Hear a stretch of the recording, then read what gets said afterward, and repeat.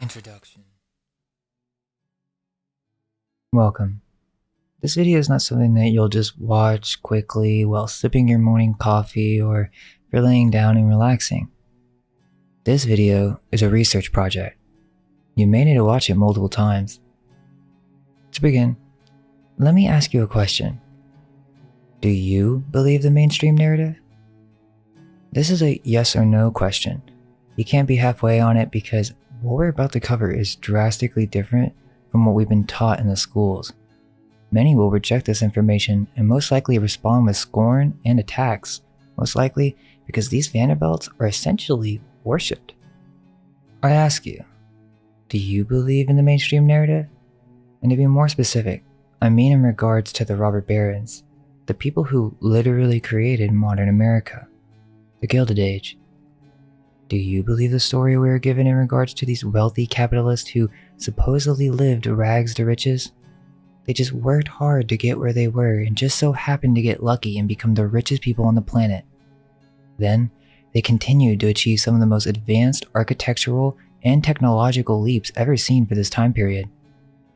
If you believe that these men truly built America and built all these old world structures in America, then let me redirect you. I think you landed on the wrong video. Here, the History Channel, the best source for us to learn about our history. Let's see what they have to offer. Oh look, a new show on the Gilded Age and robber barons. This must be everything we need to know. You can go watch this if you believe the story they tell us. You know, it's kind of insane that they made this. It's kind of some weird drama that continues this age-long propaganda involving some characters that have some shady histories. It's sad that people just accept these stories without any questions. I thought the History Channel was there to educate us. Well, I believe that these robber barons and all their achievements deserve to be questioned. I mean, after all, the Vanderbilts were literally the richest people on the planet. They were the kings and queens of America. These robber barons were the rock stars, the first celebrities. They were the Bill Gates mixed with the Kardashians, but this was 100 years ago. And they essentially set the standard. They had massive yachts, mansions, and properties the likes of which have never been truly matched. The media and the history books covered for them and painted them as the heroes of America, the great philanthropist. But they were not immune to criticism. They say these detractors were just other competitors who were jealous, but they had many critiques throughout time. One of the most popular rumors was that Cornelius Vanderbilt obtained his riches out of nowhere, that he was cruel, stern, and hated all of his kids except the only one of them that showed slight promise. It's said that they were in cahoots with many state legislators, and that anyone who disagreed with him within his family, including his mother and his wife, would be sent to an asylum. If that isn't suspicious enough, no other American dynasty can match the amount of European Gothic mansions that they built, and no other family has them as well preserved and intact. So we must start with the Vanderbilts. There's even more to cover, but in order to fully present my case, we must first cover the history of the Vanderbilts from an alternative point of view. And yes, that means questioning the status quo. The Dutch. So when it comes to the Vanderbilts, the story always starts with Cornelius Vanderbilt, or the Commodore. But what does that even mean, and what is his past?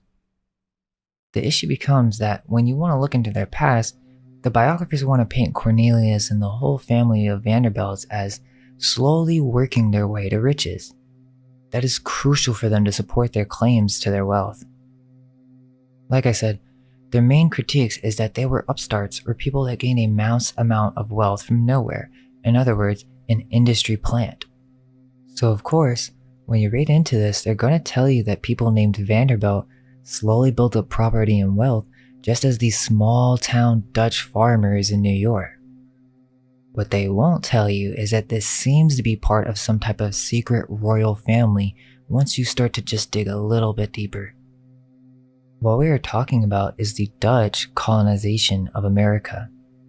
Now, we have to understand how America was being operated by multiple different forces during this time period. But were these multiple forces?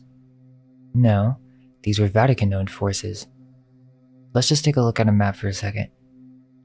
All of Europe was owned by the Venetians at this point, and I can prove that by just looking at the heraldry. First, we have to start with the Dutch Golden Age, which was also called the Dutch Miracle. What we have to understand is that each one of these countries was essentially a corporation in the eyes of the Venetian ancient families that then became the Venetians.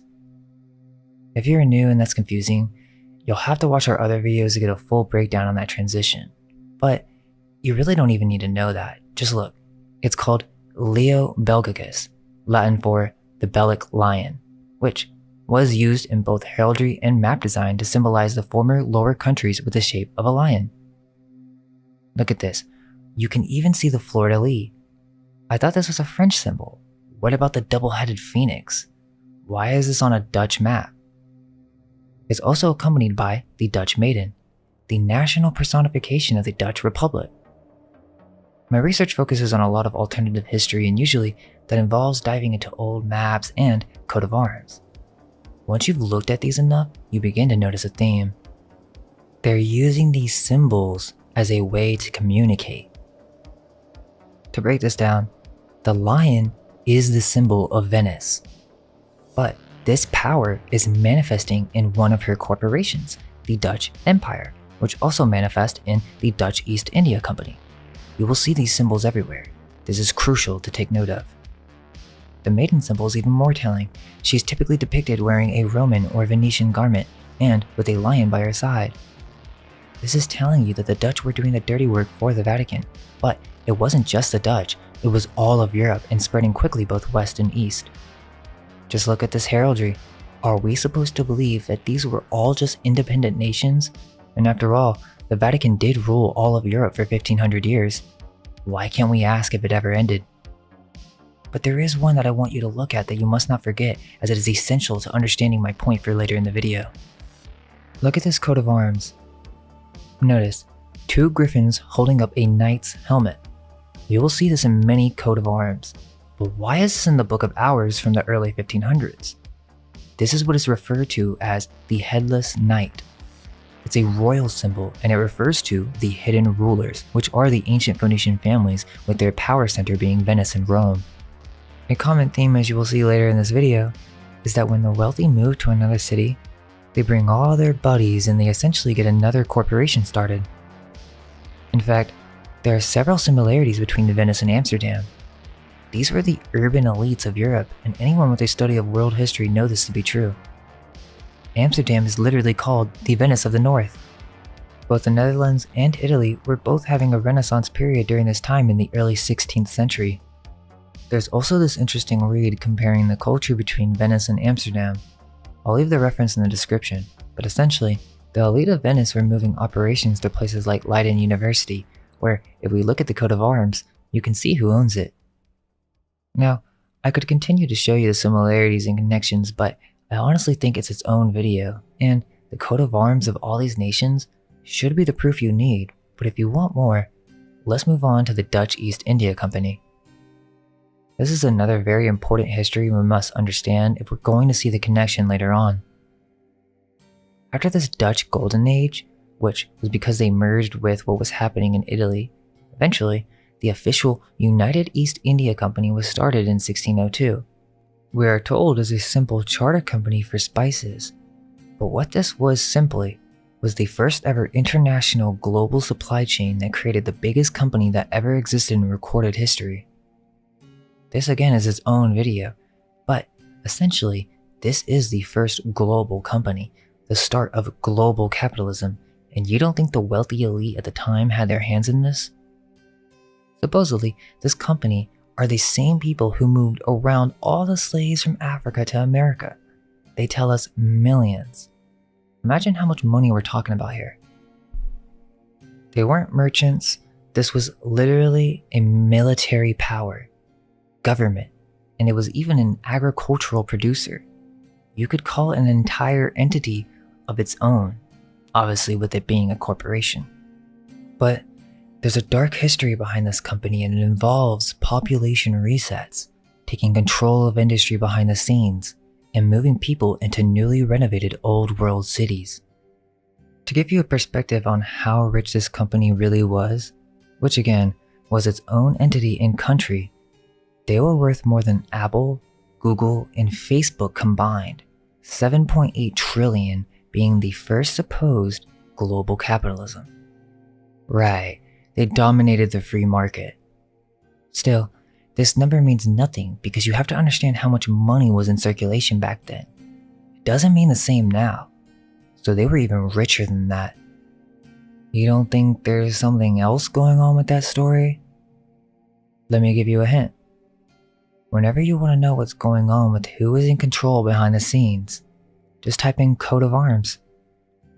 Why is there a headless knight, a lion as a mermaid Phoenician symbolism, a fleur-de-lis, and an upside down pentagram? Why is that their coat of arms? You have to understand that symbols are everything to these elite. That will be one of our biggest tools in this journey. The first Vanderbilt. Okay, so now let's try to trace down the first Vanderbilt. Now what we need to know is that before New York was New York, it was New Netherlands. For some reason, they don't really teach about this in school or really any of the biographies, but the New Netherlands were a colony of the Dutch West India Company. It wasn't just New York. It was essentially the entire east coast of the United States. That is important to note for later. It was conceived by the Dutch West India Company. The confusing part is that they separated Dutch West and East into two separate companies for some reason, but they are the same entity.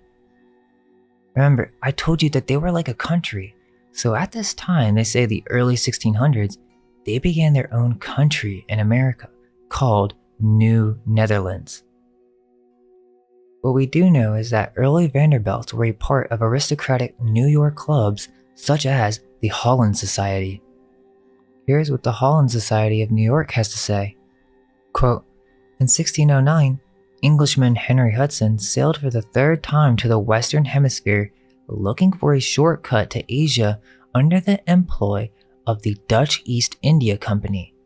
He sailed into what is now New York Harbor on his famous boat, De Have, Maine, in search of profitable ventures in the New World, and to restrain the influences of rival nations. Associations of Dutch merchants and traders followed Hudson to America. The former colonization began about 1623.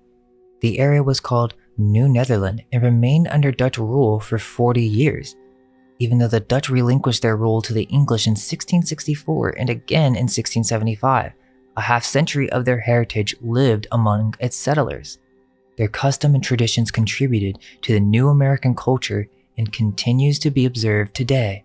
End quote. So there you go.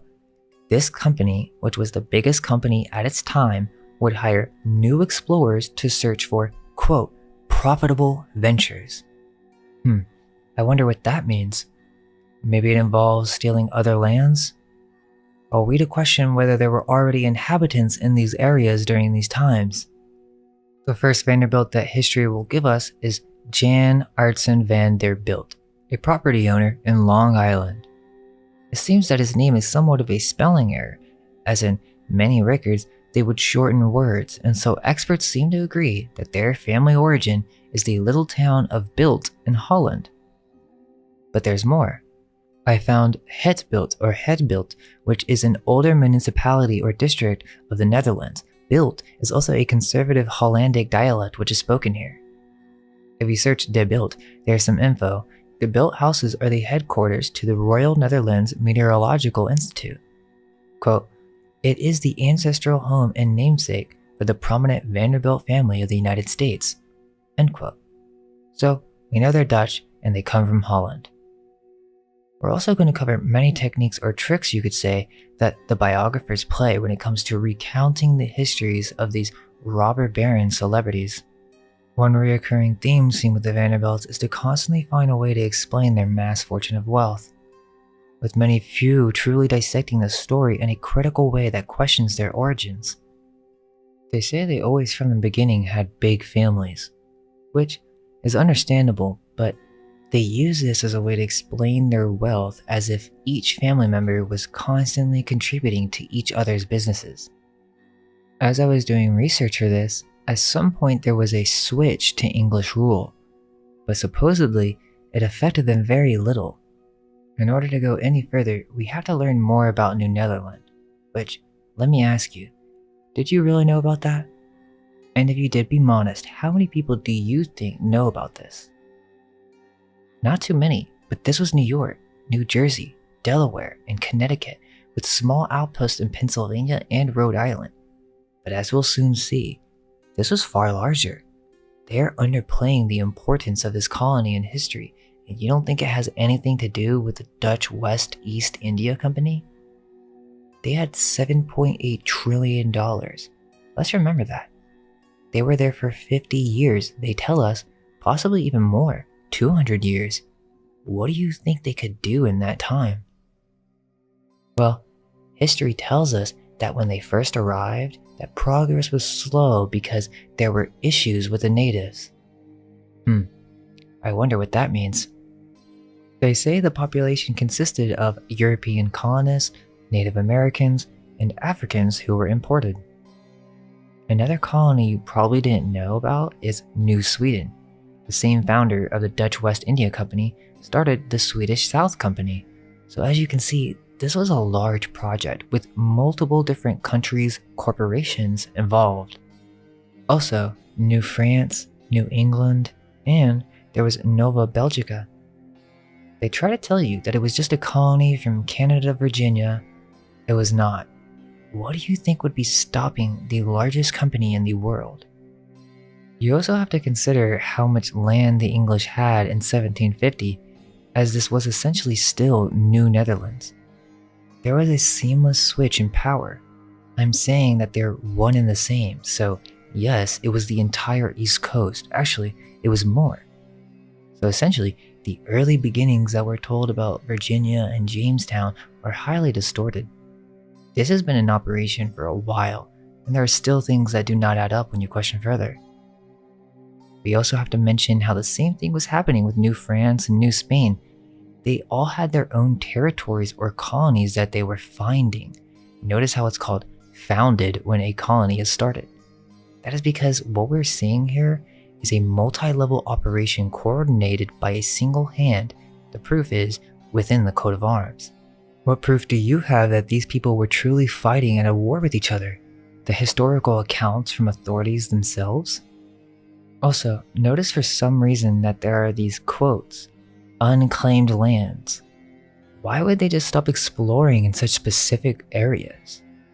They were all in cahoots. They just have to make it seem like all these different corporations were trying to fight for power. Remember, that's the illusion of big business. This was the biggest business at that time. This was Venice, the lion, the fleur-de-lis, which really is just a decorative sword. They all share the same ruler. Now, skeptics say, what proof do you have of this? You must begin your research and ask the same questions. Resources will be provided, but do you really think the people that tell us our history are just going to hold our hands and explain every single detail? No. They'll tell you what they want you to hear and inform their brothers within their heraldry.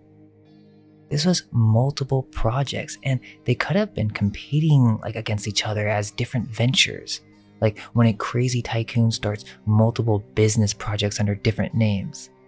You see this in movies all the time. That is what these different countries were: Spain, Britain, France, Netherlands. But who owned them? So essentially, the true origin cannot be trusted when it comes to these biographies. We'll be presenting an alternative soon, but first we must continue so that you can see how this all connects in just a moment. The story picks up with Jacob van der Bilt, who is the supposed grandson of Jan Artsen, and when he got married, his grandpa just gave him 100 acres of land, I guess. This was early Staten Island when it was known as New Dorp. They constantly like to mention that This was just a bunch of farmers at this time, just doing what they could. Yeah, for who? Who were they selling to? I wonder, were they workers of the Dutch East India Company? I would think so, since the entire country was founded by them, so they were the kings, the founders of the company. They own all the farmland. One thing that I found very interesting when looking up the Vanderbilts was this connection to the Moravian Brethren, a German evangelical sect which came from the Bohemian Protestant martyr John Huss of the early 15th century. Bohemia is another Roman-created corporation. Again, why do all these countries have the same coat of arms? How are we not to conclude that they were all under one rule? Why is this lion everywhere? The double-headed phoenix?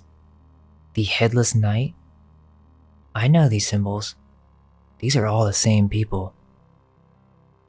There's so much that is confusing about this history, such as duplicate names of people, weird religious names as if it's symbolism, and just very strange things in general. The first thing is that they're basically saying that they were just having babies like crazy, and that they were very specific about marriage. They would only marry the higher class people of the town, such as legislators, and in some cases, they intermarried with first cousins. So, this was a very tight-knit group. Another weird thing is that they would just randomly pick up the story when telling us this genealogy, and so now we're at Jacob Vanderbilt II, and he married a Mary. Then, they have children, the seventh being Cornelius, but this is not the Commodore yet. This is the father who supposedly had a ferry service, so he was into boats as well, and he would just transport a few passengers here and there, but again, they're setting up the narrative. This Cornelius then married Phoebe, which I think there's something to that name that is weird, but she was higher class than Cornelius because her grandfather was a clergyman and her uncle was a general. Phoebe is the mother of the Commodore.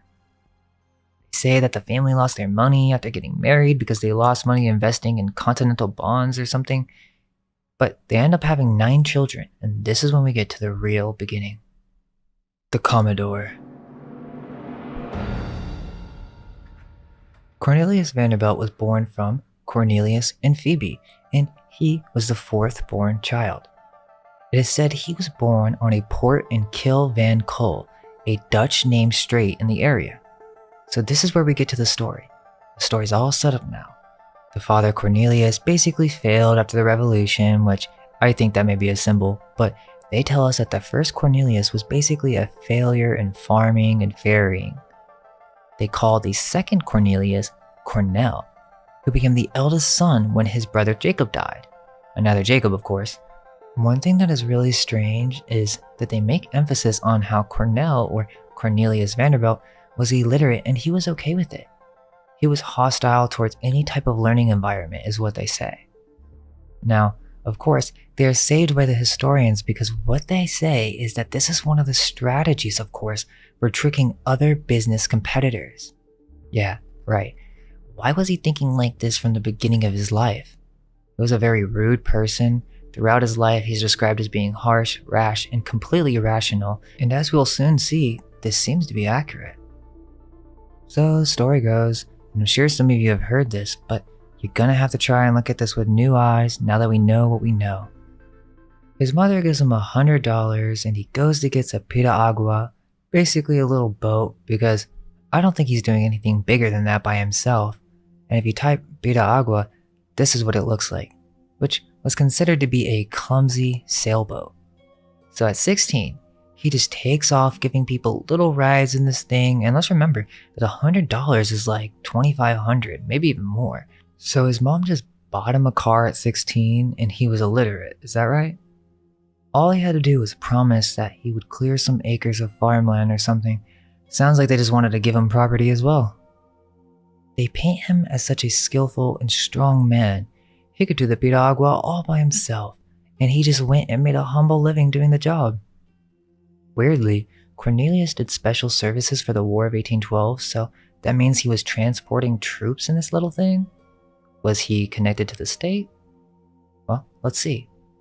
So they also mention that Cornelius swore all the time, so they portray him as this really just down from the streets kind of guy that didn't really care about what anyone thought of him. He was just going to beat up anyone who got in his way, and he would literally get into many fistfights in an early age. At 19, he marries Sophia Johnson in 1813. Weirdly, they were born in the exact same location, and she had a huge family because, she was his cousin. It is said that Sophia is to have had a deep connection with Phoebe. Find that all very strange, but let's continue. Okay, so that's his beginning.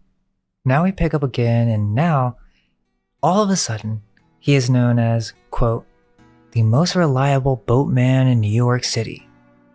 Well, wait, what? We're gonna need more explanation on that.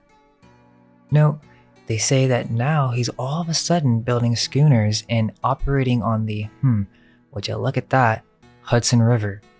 What do we know now about the Dutch origins of the Hudson River? Anyhow, he would transport passengers, cargo, fish, and fruit that he just, he was a hard worker, and so he would even just move his entire supply on shore all by himself. Now we get to the steamboats. This could be its own video, but we must cover it in this chapter as it is deeply integrated with the Vanderbilts.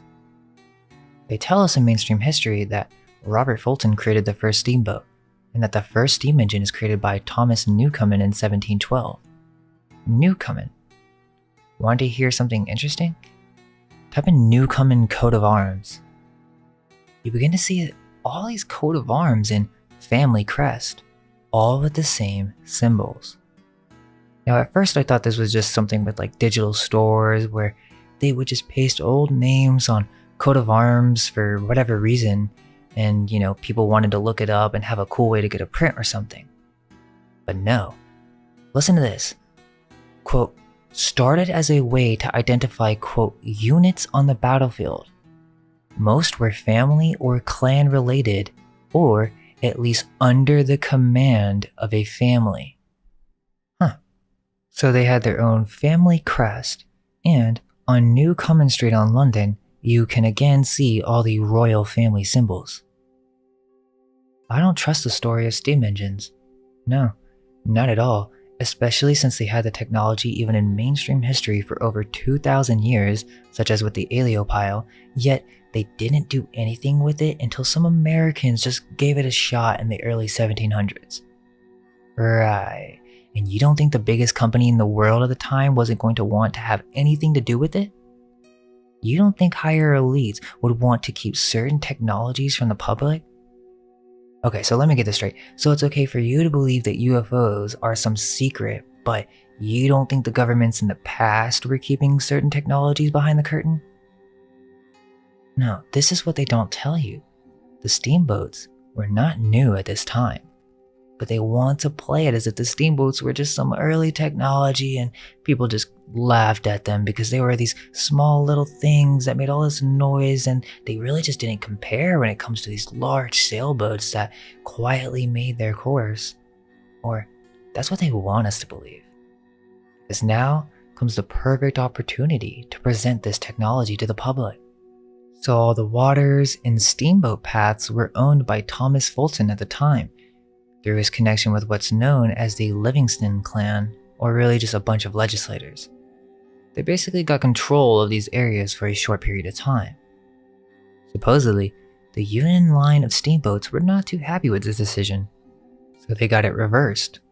Which is weird. Supposedly this guy Thomas Gibbons, who did the Union line from New York to Philly, helped get a law going that would put any officer in state prison for trying to arrest a citizen for steamboating in New Jersey.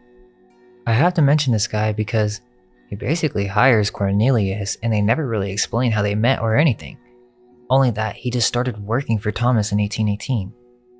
So Cornelius became the pilot of a little steamer called Mouse of the Mountain for $1,000 a year salary. So that's like $25K a year, which seems right, but just weird. I mean, wasn't he the most reliable boatman? So wasn't he like already famous enough to get like a better position at least? But anyways, the reason that Thomas Gibbons liked Cornelius is that he was, quote, skillful at avoiding writs. So basically, he got around doing taxes, which we'll see this referenced a lot. Basically, he was so skilled at avoiding taxes, Thomas gave him an even bigger boat, the Bologna, which Cornelius had a little secret chamber where he could hide in, I guess, to get away from inspection.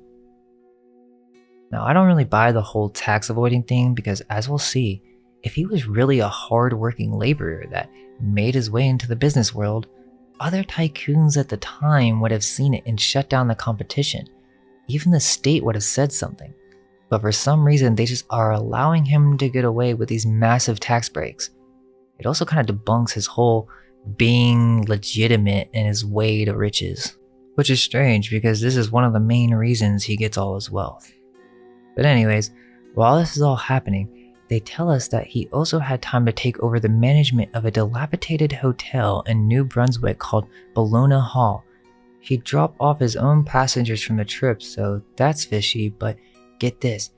He puts Sophie in charge of the place, and I guess she fixed it all up and operated the whole thing while birthing 13 children? 13 children? I mean, that's more than a dozen, guys. Just think about that, and he was making only $20,000 a year. They tell you this because they have to give you other ventures he was in to explain how he became so successful. So now the story picks up, and it's 1829. Almost a decade passes by. Now supposedly, Cornelius had enough money from his job with Thomas and the inn to basically quit the Union line, and he moved his family to New York City. Now, this doesn't really make sense, and I do think the burden of proof is on these people recounting the story to us. Now, out of nowhere, he somehow has the money to build multiple of his own steamboats. There is no explanation for this, but eventually, he had more than 100 boats and became known as the King of Long Island. Well, the explanation is that he was just a hard-working businessman. But like I said, that is the mainstream narrative. Why should we just accept blindly what we're told by the media and historians that represent these people?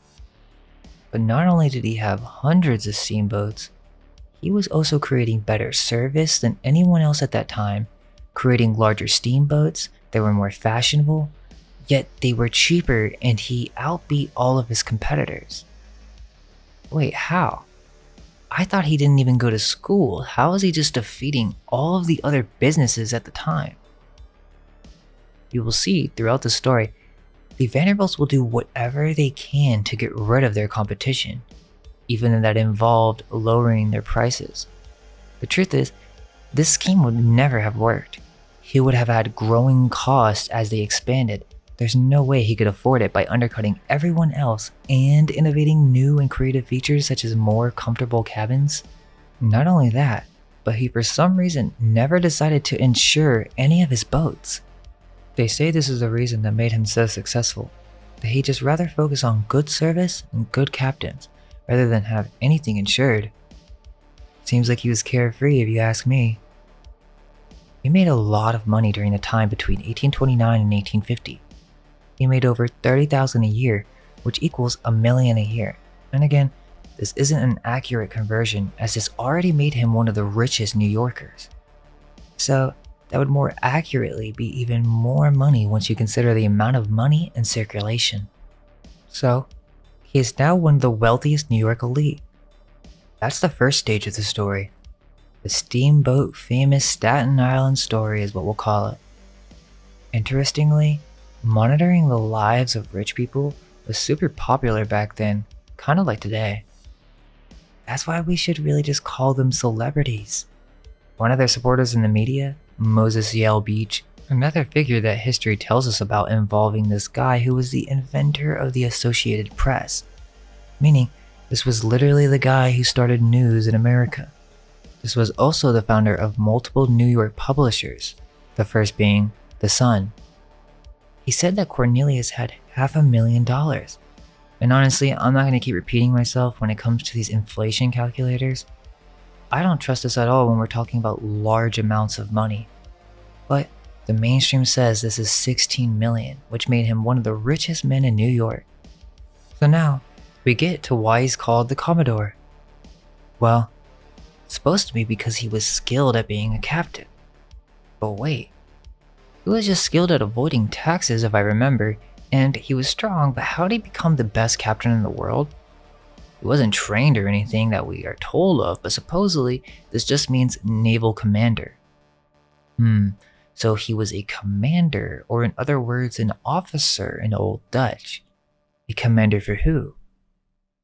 Supposedly, they were rich, but they were living in cramped and lowly living conditions, whatever that means. So they decided to move back to Staten Island, only because Phoebe the mother decided it was best to go there being their homeland and all. The story goes now he's going to go and build a farm. I don't remember him getting any training in buildings or even agriculture, but okay, they built a farm between Stapleton and Tompkinsville. This is crazy. Whether you believe in Tartaria or not, this is proof of old world architecture being converted into modern buildings. Here's a picture of what this home in Stapleton looked like. Okay, so their first supposed home that they just decided to build and construct, and guess what? The architect is unknown, surprise, surprise. But this was $1 million mansion. They say, probably even more.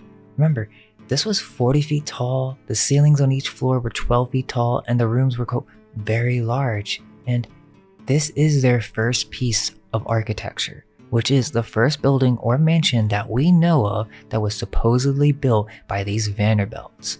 And, quote, it had a modified Gothic style, with Grecian portico and 6 enormous fluted columns. Here, Cornelius indulged in his 3 pleasures: good whiskey, cigars, and horses.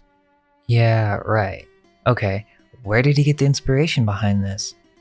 Go read the biographies. Not one of them is going to explain how he went from ignorant, cursing, fist-fighting small fairy boy who then somehow became the wealthiest man in New York with a taste for classical architecture. You guys aren't going to take the time to explain how that happens? Look at what it is today. It's just a Chinese restaurant, and look how drastically different it looks. This is what's happening with all these ruins in downtowns. They are renovated old world buildings that have been modified for new businesses. This is just one example that doesn't even require you to believe in Tartaria. This really happened, and look how much it was modified. Now, of course, this is if you believe the mainstream narrative, but just look at it. Old world, new world. Again, you'll have to bear with me. I'm just asking questions. So I'm assuming their whole family was living here, and very soon, the Commodore had children and they were having husbands that the Commodore would then give jobs to basically everyone in the family, which seems to me just a family tradition from their ancestry. He was very stern and would really just ignore most of his children. He basically hated the one who was named after him, Cornelius Jeremiah. So I guess this guy was addicted to gambling and was just a failure, and so his father called him a weakling, and then Cornelius Jeremiah ran away to California somehow. But then he was arrested on orders of his father and brought to guess where? Bloomingdale Asylum for the Insane. This seems to be the Commodore's main method for dealing with his family problems. Now his other son, William Henry, the Commodore saw somewhat of a chance in him, but he was still constantly in bad health, and so the Commodore would always make him feel bad because of it. And also, he himself never really got sick for some reason. So, William Henry was skilled at lending money, I guess, meaning he worked in the banks, and his father gave him an allowance because he was his favorite. Well, William Henry had supporters like Horace Greeley at the New York Tribune. They were deeply connected with the press, as I mentioned earlier. Okay, so here we go. Notice how we haven't mentioned Dutch in a while. It's because the story really doesn't want to emphasize it that much. But William Henry marries Maria Louisa Keesum, the daughter of a pastor of the Reformed Dutch Church. Again, another prominent member. So I guess William got into writing business letters, or I don't know, they really don't really explain it. But then he gets really ill, and this just really pisses off the Commodore, so William gets exiled from New York and had to stay in Staten Island. These parents controlled every move of their children. William Henry becomes a farmer, and this is another weird thing connecting to the last video if you haven't seen it. But basically, the soil on Staten Island was horrible, so they had to import horse poop from Manhattan in order to fertilize the soil. They never actually say it's horse poop, all they say it's fertilizer. Whatever that means. So William starts his own farm with all this new soil, and his dad is like, "Oh wow, this is impressive, son." I guess the Commodore was starting to be interested in horse railways all of a sudden, and he just decided, you know what, I'm gonna buy all this for my son and just use it for the street railways, right? They're trying to act like they went their separate ways, and the father was just impressed, so they made a deal with each other, but William earned the Commodore's respect because he somehow got the better of the situation.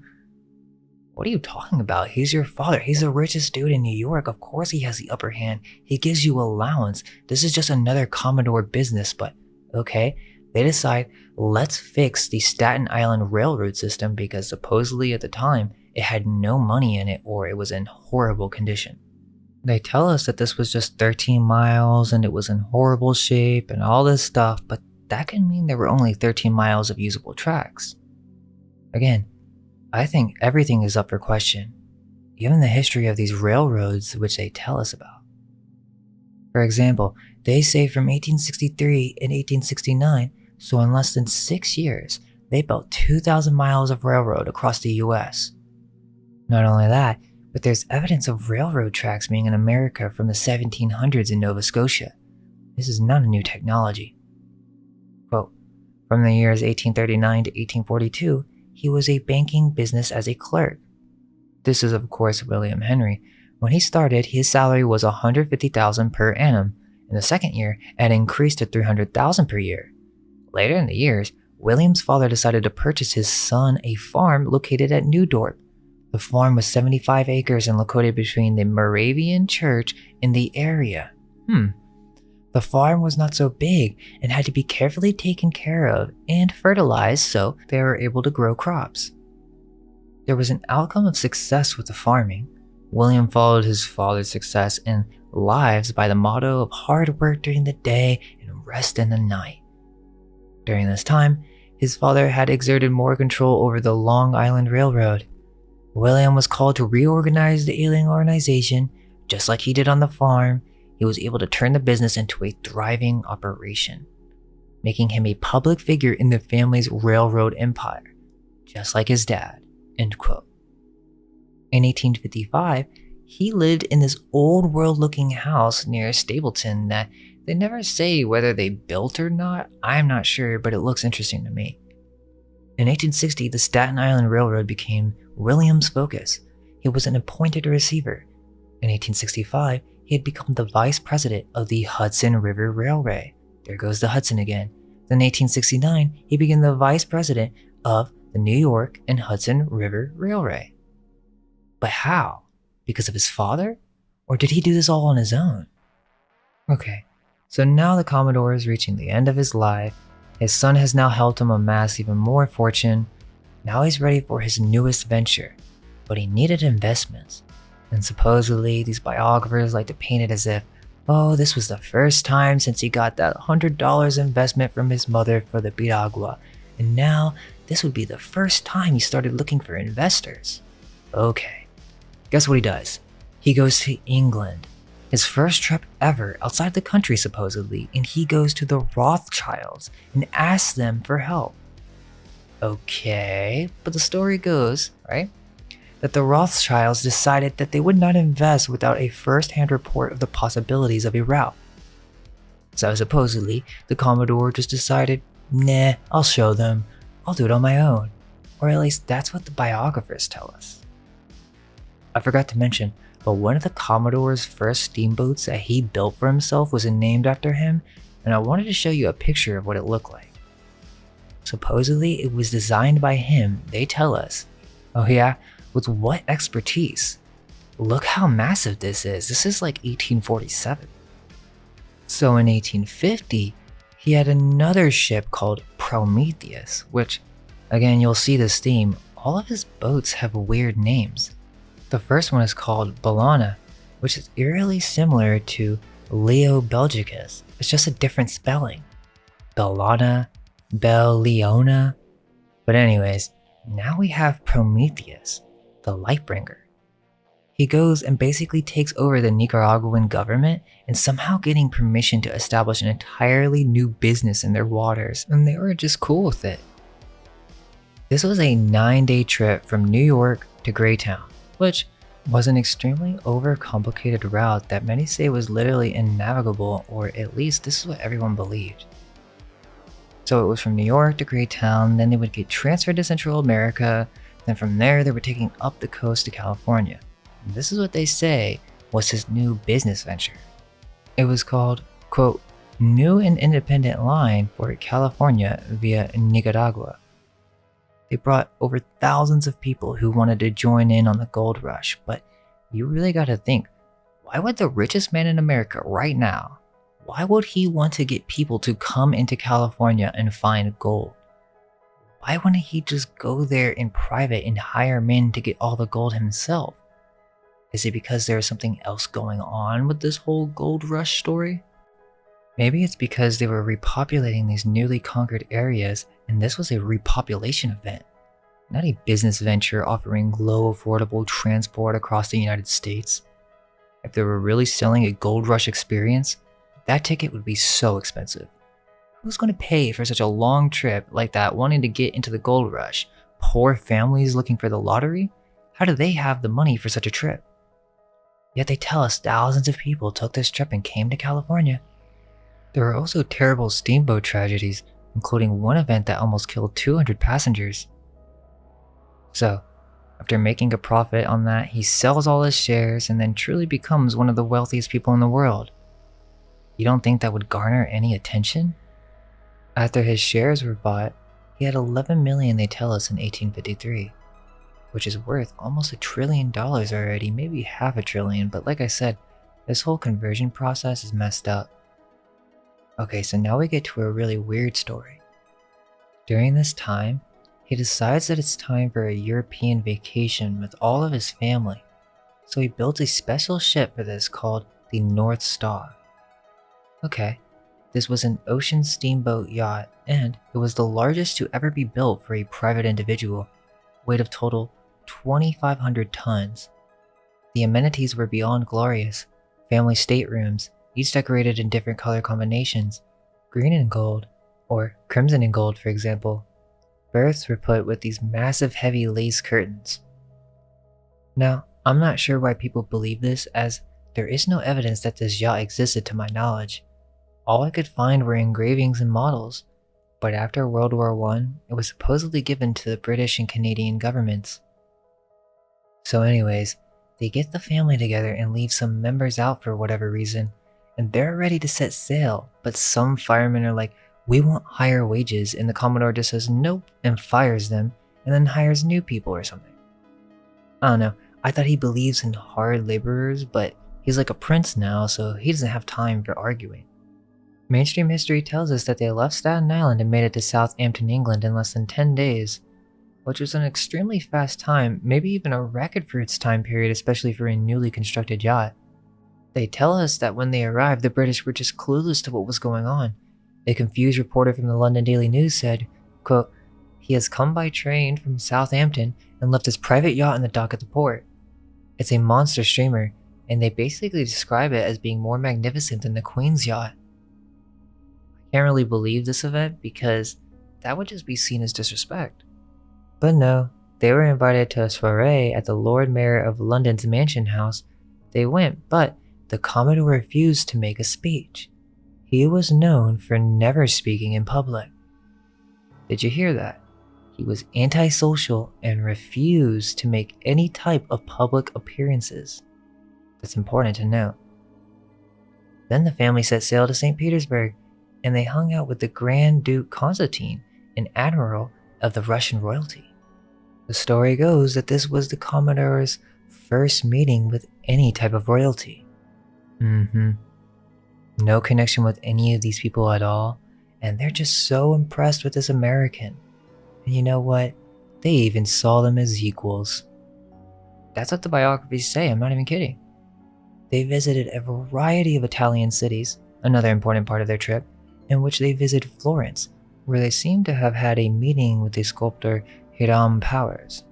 They stopped shortly in Constantinople and returned to America, but the story says that they covered over 15,000 miles in only 58 days, or less than 2 months.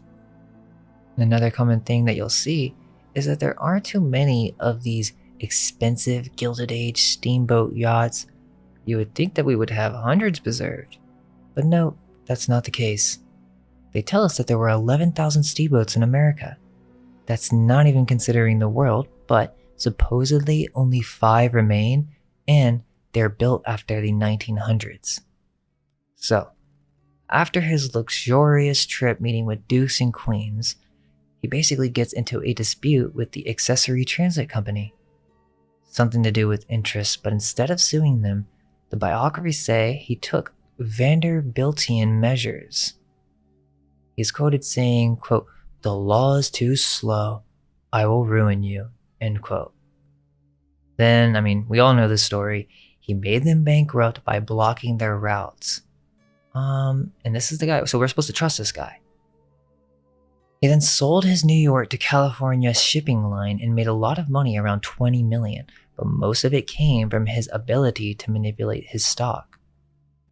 Okay, so the story picks up again, and now they're living in a townhouse in Manhattan because the Commodore is super focused on business, but Sophia's like, "I don't like New York, I want to move back to Staten Island." But the Commodore says, "How dare you question me," and sends her back to the asylum. Also, in every one of these cases, it's always other people that come to the rescue of these family members.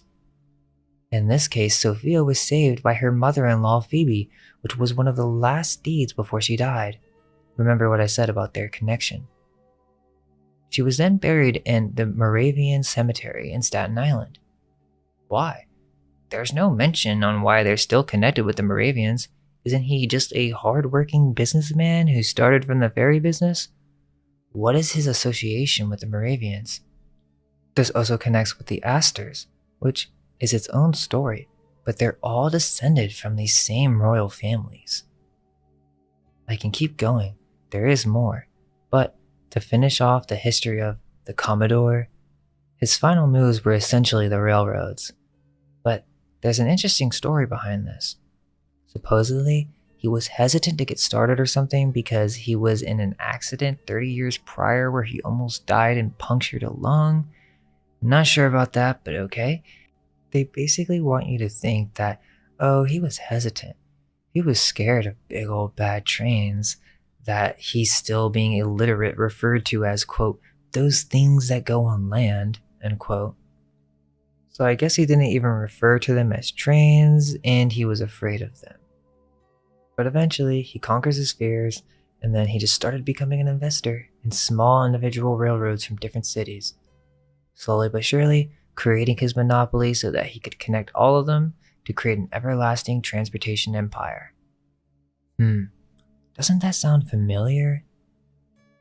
Before that, he supposedly accomplished that vision through mass manipulation of his stocks, and with all this money at age 70 now, he's still not done, which, by the way, there's only one photo of this guy taken in the Civil War, they say, but now he has control all of New York, Harlem, and Hudson Line, and then he went for the New York Central Railroad.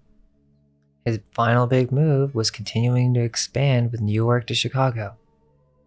This new conglomerate revolutionized rail operations by standardizing procedures and timetables, increasing efficiency and decreasing travel and shipment times.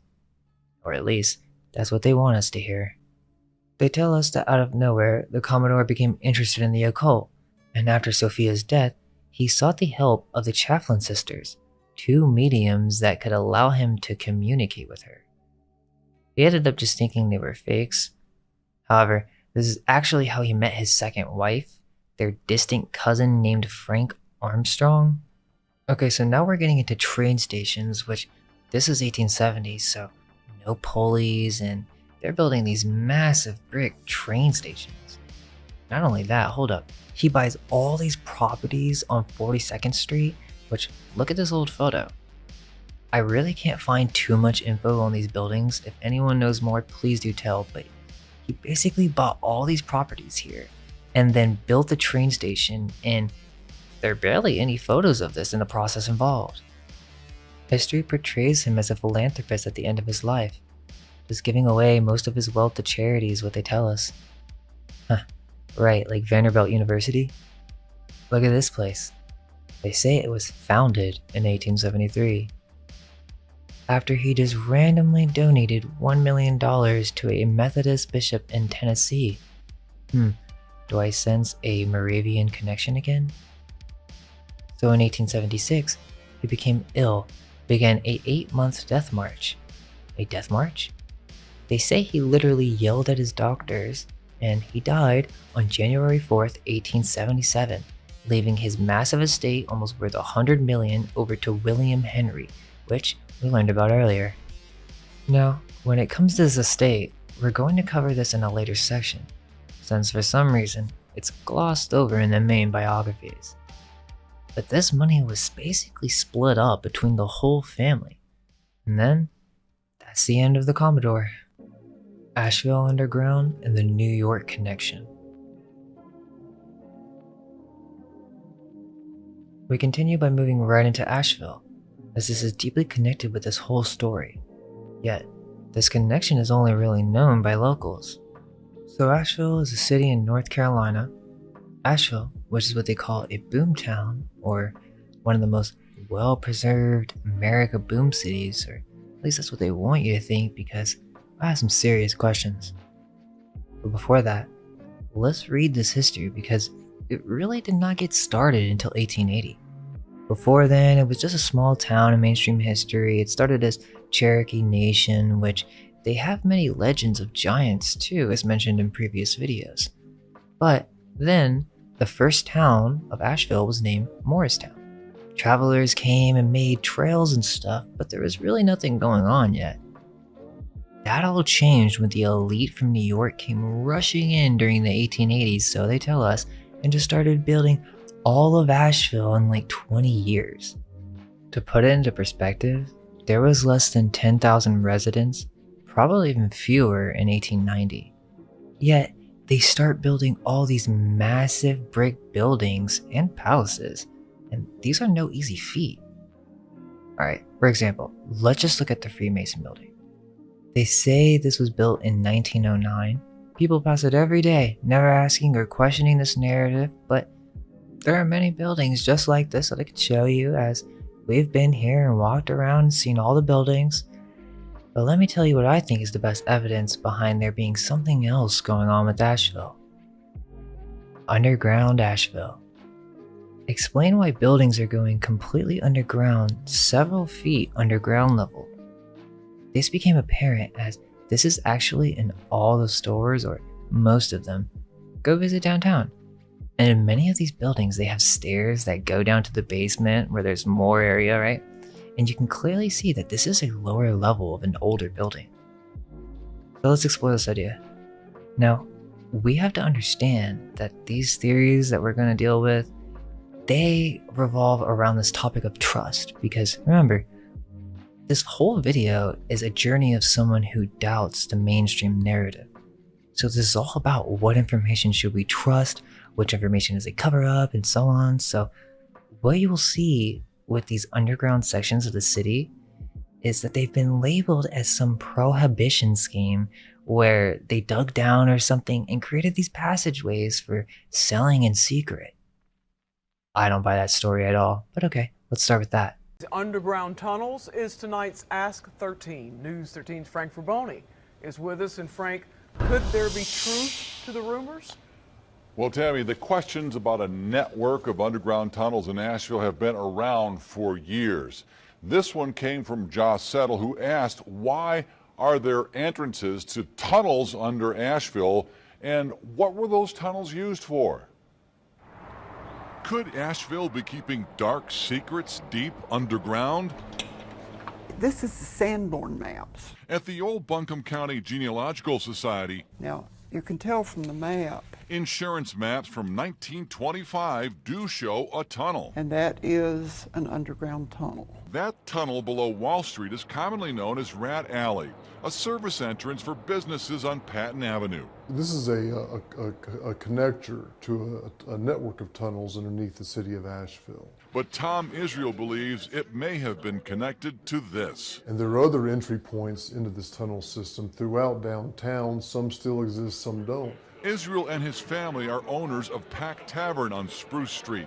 They discovered the double-locking steel doors during renovations and are certain this was used during Prohibition. We understand that they would store liquor in this building during that period and use this tunnel system to distribute it. The old Hayes Hobson building was first built in 1907 and was originally a lumber supply company. Let's see. Sanborn maps do not show any of the underground network other than Rat Alley, but many in town remember the stairways to underground restrooms at Pack Square.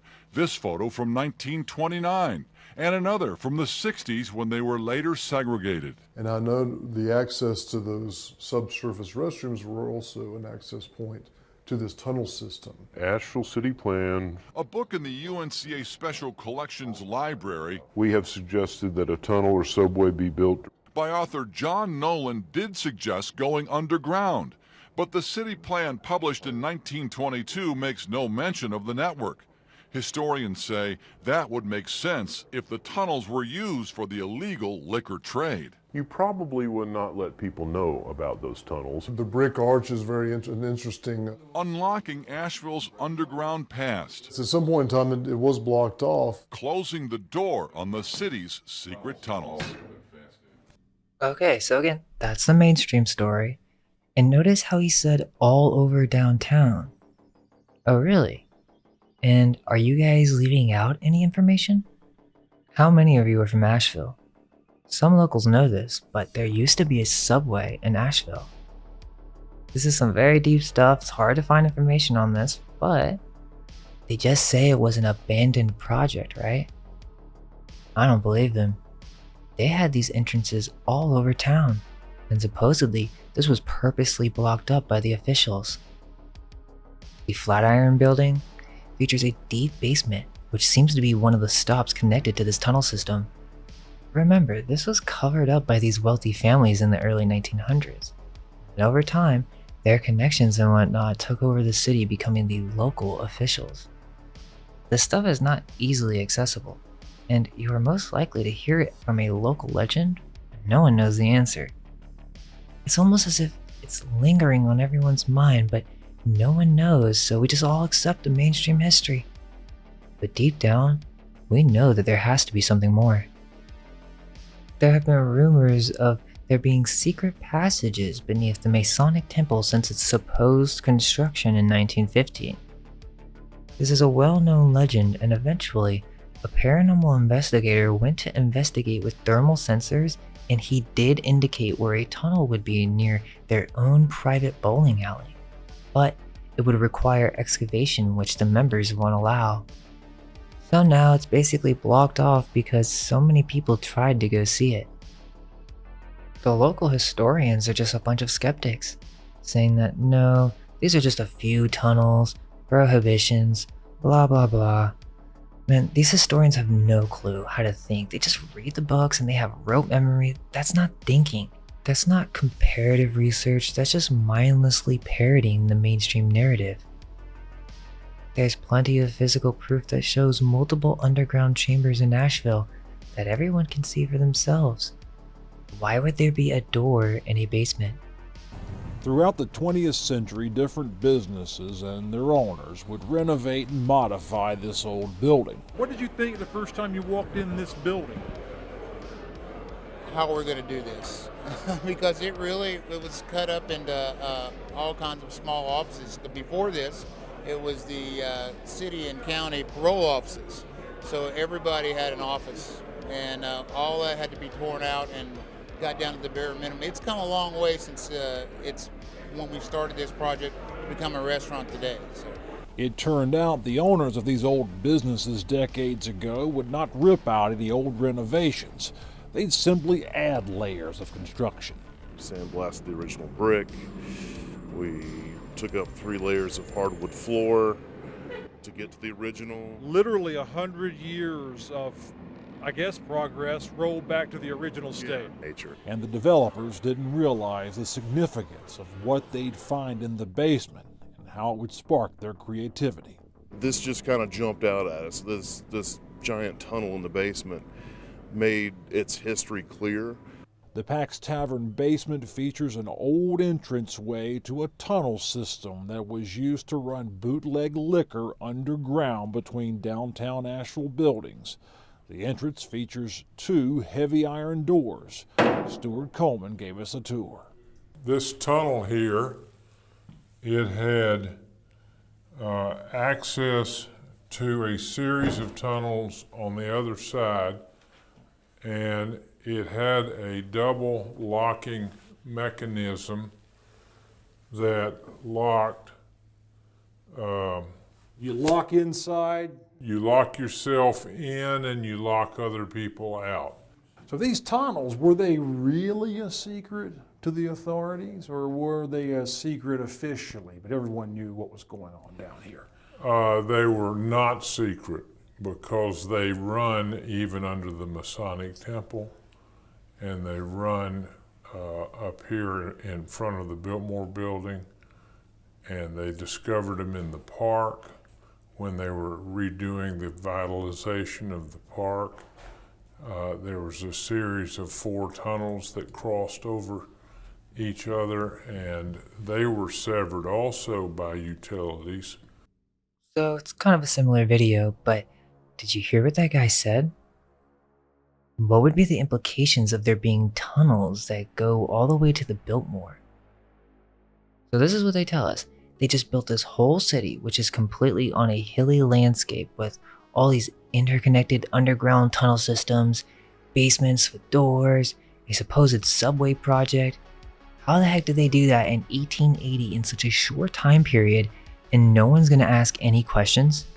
Subterranean levels to a city imply that there were actually the lower level of the building. I know that is not what we're taught, but why else would there be windows and doors in a basement? It's almost unimaginable because the alternative theory is so drastically different from what we have been told in our schools. Our programmed minds trained to react when faced with such cognitive dissonance must label the material as ridiculous, a complete fairy tale. And even though that may be the case, reality is far stranger than we were led to believe.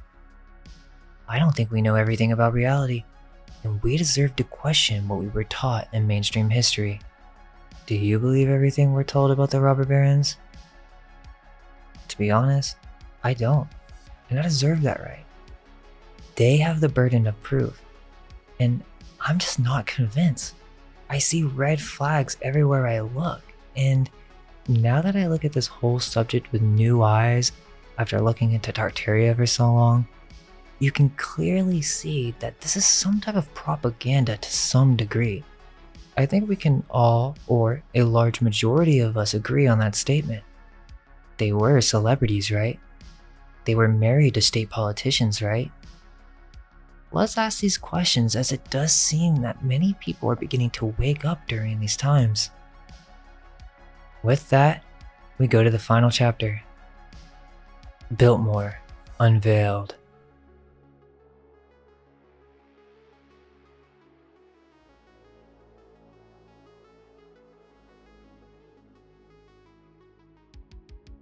I'm doubtful of the entire mainstream narrative behind the Vanderbilts. I feel I have the right to say that. We went there. Not only did we go there, we went on the high-end tour and I asked every question I could. Now I'm here not to only break down the history of the house, but also to explain my experience, review, and final thoughts. You don't have to believe a word I say. Feel free to go to the mainstream narrative if you want. That's the official story. I'm just gonna give my opinion. So William Henry had a 58-room mansion in Manhattan for some reason, and he supposedly funded both Columbia University and the Opera in 1883, right? We had all these properties on Fifth Avenue in New York. So, when the Commodore died, his entire will and fortune, or most of it, was passed to William Henry. And he too was also old, so he was about to die. So essentially, trillions got transferred over to William's youngest son, George Washington Vanderbilt II. Again, something with all these weird repeating names. So, this is the grandson of the Commodore. Okay, and he's like super young when this all happens. He's a bachelor. They mention that many times. What I don't get is that they say the Vanderbilts became known for education, yet they don't explain this since they came from supposed farmers and the Commodore was illiterate and he hated his kids, so who taught these people to be intelligent and lovers of fine art? That is never truly explained. Important to note. So, they just started giving their money away. I guess people just believed they were such nice people, but I don't know about all that. These are just new business ventures. They just learned how to start calling it philanthropy. So now you don't question that. Anyways, George Washington grew up without his father, yet we're supposed to believe that he just became this quiet yet intelligent young man learning about art on his own, collecting his own collection. Okay, who taught him all this? He just decided to go do this all on his own since he seems he lived in a Manhattan mansion during this period. He was just studying in his room instead of being a New York rich boy. He was a lover of the finer things. Right, and so he just inherits this entire mansion, and basically they get all these properties on Fifth Avenue. I mean, they had so many buildings, and there is no real explanation on how these were made or anything. Many of them were demolished. So, they were just blowing money for no reason to build these huge mansions and then just destroy them in less than 10 years. So the story goes, this guy, George Washington Vanderbilt, just read a bunch of books. I don't know where he got them because there's no real mention of his father being into any type of ancient fine art or anything like that. So he just reads some books and starts a collection, and then he decides to go visit Asheville, North Carolina for the first time. They actually say this in the mainstream, like they have articles that say, this whole event is shrouded in mystery, as supposedly this was the first time he had ever visited Asheville. So he went there and just knew that he needed to build his country home here, so the story goes. Okay, so now we're getting into the modern day now, so you have to understand that they've been celebrities for a while now. Technology is advancing, people still treat these people like rock stars, and so you still have journalists trying to be nosy about everything that happens in their lives. They had to be fully aware of this. On January 9th, 1889, the Asheville Citizen featured an article first published by the New York Herald. The report stated, quote, some months ago, the good people of Asheville were surprised by the presence in that beautiful little city of Charles McName, the New York lawyer, of the well-known firm of Davis, Work, and McName. Mr. McName entered at once with business-like promptness. Upon the purchase of sundry tracts of land just south of the corporate limits of Asheville, across the Swananoa River, it was soon surmised from the extent of his purchases that he represented some northern capitalist, and it presently leaked out that his client was none other than George Vanderbilt, the young railroad millionaire. Now, I don't buy the idea that it was just supposed to be a country home. This was planned to be a business from the start. Even others at the time suspected something was up. Quote, January 12, 1889, headline in the Asheville Citizen read, still buying land? Mr. Vanderbilt's domain extending in Buncombe. The article went on to report, quote, that Mr. Vanderbilt contemplates purchasing the southern portion of the county is a conjecture that at present disturbing the minds of the people residing in that section of the state of Buncombe. Quote, the purchases still go on, and there's no telling where they will stop. Mr. McName is as active and energetic as ever regarding the acquisition of other tracts to the already large acreage described in these columns before. What Mr. Vanderbilt proposes to do, and how he's going to set out about doing it, are problems we are unable to solve. The reticence of his agent, and the utter ignorance of his wise acres, who pretend to know all about it establishes a veil of mystery into which the reportorial eye fails to penetrate. In other words, they were saying, they don't trust this dude, something is sketchy, something's up. And an unnamed source from the Daily Citizen, so this is basically the first news we have of the Biltmore, or the first contrived and edited narrative presented by the release, or at least that is what it seems to be as indicated by the locals. But they continue to describe it as if this is a future project to be created. Now, to be honest with you, I think this whole thing was orchestrated even with the critique. Again, we're talking trillion-dollar companies as soon will be explained. So he eventually purchases over 125,000 acres of land, which Edith Vanderbilt would later sell off to the government later in her life, from what I heard from the guide. I don't think you understand, Disney World and Disneyland combined is a total of 32,000 acres, okay? So Biltmore Estates was once 4 times this amount in land. Now, I think it's important to be fair here. I know what the counter-argument is, and I'm going to address it thoroughly.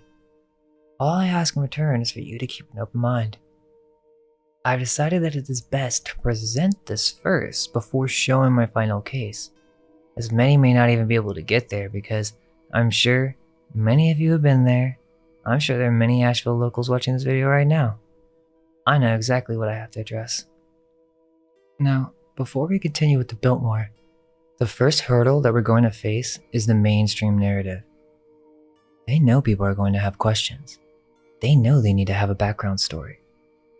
So, as a guest to the Biltmore, as you enter the estate, there's a guest center that you can sit in and it will explain the entire history of the Biltmore. If you're here to come and inform me of it, trust me, I sat there and I watched it and it felt like pure propaganda. But if you're interested in hearing an alternative, but you also want me to explain the construction photos, well, here we go. I'm going over it. So first, we're presented with a set of specifically designed photo shoots of the construction of this building. Now, for the majority of the population, this is enough evidence. Not only is it enough evidence, there are no questions even asked about this building and their family by the vast amount of people who visit it. The main and only counter argument is there are construction photos. Okay, well, let's take a look. The first stage is the base stage, where we see an empty land. This is where they got the land ready for the building. Okay, what if I asked the question, is this really the location? I know you may think that's cheap, but please, come on, explain to me why. I don't see how photo manipulation, whether done with the original photos or even digitally, is not even considered for a moment. It almost makes you look like an idiot for even suggesting such a matter. Yet I'm going to bring it up, because I feel it's important to know. Was it possible to Photoshop images in the 1900s? It was, and even earlier, since photography's origin. What you could do is take 2 different negatives from completely different photographs and combine them. Let me show you the proof. The first works on compositing from 1857. Now, compositing is the art of layering images. This is a composite image made almost 200 years ago. Look at this. Sure, you can slightly see where the different layers are, but that's pretty phenomenal for this time period. They tell us they didn't have the technology to take photos of these mansions in the 1870s, or there are very few. Yet they were making advanced artistic composites in 1850? Remember, the Vanderbilts were artists, especially George Washington Vanderbilt. You don't think they knew of this technique? And let me ask you, if you understand what the media does today and the way they manipulate the narrative, even by constraining and limiting what you can see and know, you don't think that was happening in the past? Why not? These are trillionaires. You know what they say? In the next construction photo, you can see them lifting the bottom base, which we're going to take a look at in a moment from other angles. But this is what they want you to see. Just a few men in top hats, few workers using pulleys lifting up huge stones and placing them effortlessly. Except, we don't see that process at all. All we see is the stones already laid down and a highly contrasted image. Don't worry, I'm going to explain even more. I'm not saying anything is just fake, just follow me for one moment. Okay, so those are the beginning stages. Then we have the bring up the arches stages, which again, there's no process of. They told us this was all done with just pulley systems, no modern equipment of any kind, and that they would use horses to pull like the really big heavy items. Now, I can see stonemasons thinking this is actually possible, but no, it's not actually possible in this fashion. You know what they say? That George Washington just hired 1,000 workers, and these weren't skilled artisans, they were just local labor workers, and they just built this entire structure in 6 years. Okay, so tell me why this has never been replicated and no one else can even get close to the massiveness of this structure, including the largest basement in America, and as we will soon cover, underground tunnels, as was heard in the last chapter. So they built underground tunnels. I didn't hear one thing on the guided tour about this. There were no construction photos of this. Now, I'm not here to tell you these photos are fake. I don't know, but you don't know if they're real. I will go ahead and explain that what most people will find to be the most moderate answer, as this was actually built on top of an old world Tartarian structure in this area. Let me show you the base. You can see how the bottom base looks much older than the upper portion. Not only that, these are massive stones. I really don't think they were pulling these up on pulleys, and I don't see why I would, as there's no photos of them doing so. Here's a picture of where the gates are in that whole hill area that overlooks the house. We don't really see any construction photos of this area, and so I guess we have to assume that they were just moving all this dirt, placing the stones, and I mean, it kind of looks pretty old even in these photos. Okay, so we don't even have any construction photos of the building to the right of the Biltmore where the bookstore and the cafe is. There's also an under-level section here as well. They'll only show you the construction photo where it's at the scaffolding stage of the building, so it's already done.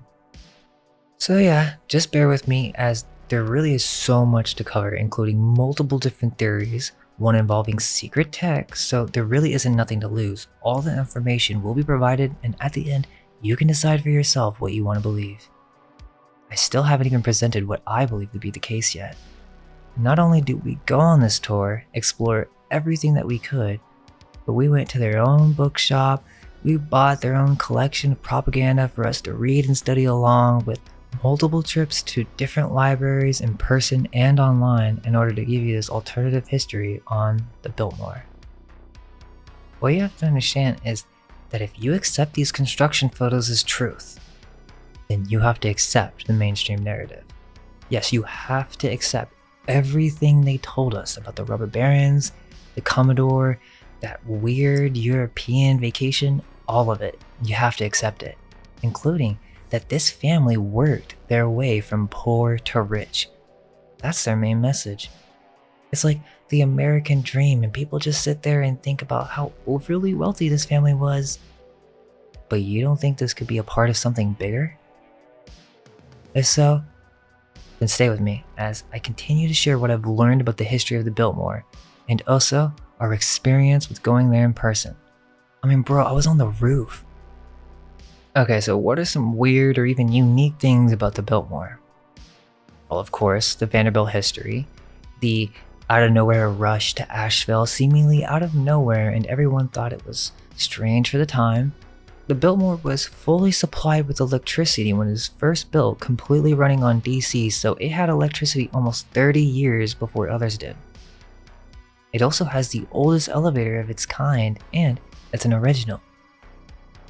Now, I asked the guide about the sewage systems, which they weren't even going to cover. They were talking about the bathrooms and how they were originals, which I can believe, but he said there were two things that the Biltmores didn't have: AC and waste management. They used chamber pots, and the few bathrooms they had were simply dumped straight into the river. So let me get this straight. George Washington Vanderbilt decides that this is the perfect country home. He's basically going to set up this estate for inviting wealthy New York elites. And then basically, they just dump their shit in nature. And no, it's not for fertilizing. They just had no other method. Yet they can build castles unlike any other workforce in America, and it still can't be replicated today? Remember, 1,000 men with pulleys. Why can't someone today hire that and make it happen? You don't think something was lost? Okay, so they buy all this land, build the estate. Remember how much land this was? You really think this is just a country home purchase? Which I think it's obviously, even from a mainstream historical point of view, that this was set up to be some type of a lodge and nature resort for a wealthy elite. But get this, after all this effort, it actually failed.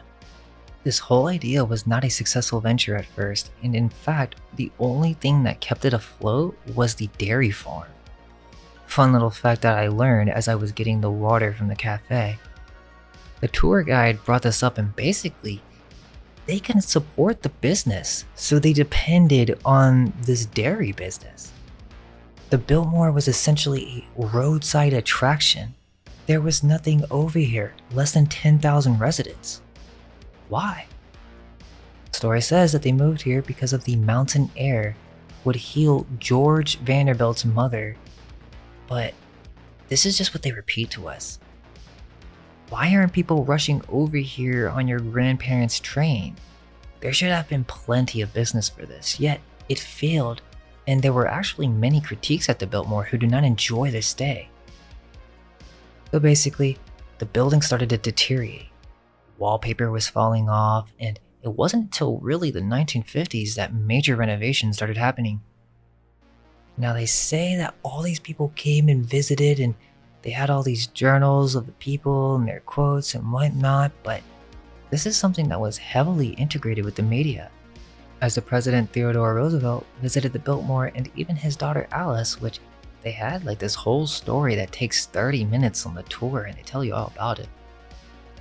You know where we get all these events from? The media, the press. Who started the Associated Press again?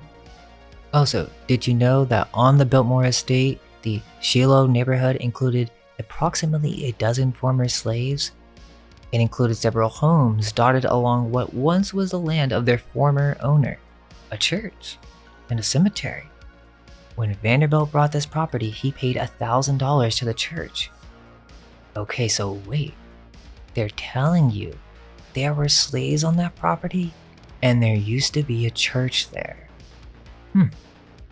Okay. Now, we must cover what I consider to be more constructed figures known as the two architects behind the Biltmore house, which dives us into a deep topic too immense for a single video, which involves what I consider to be fake architects.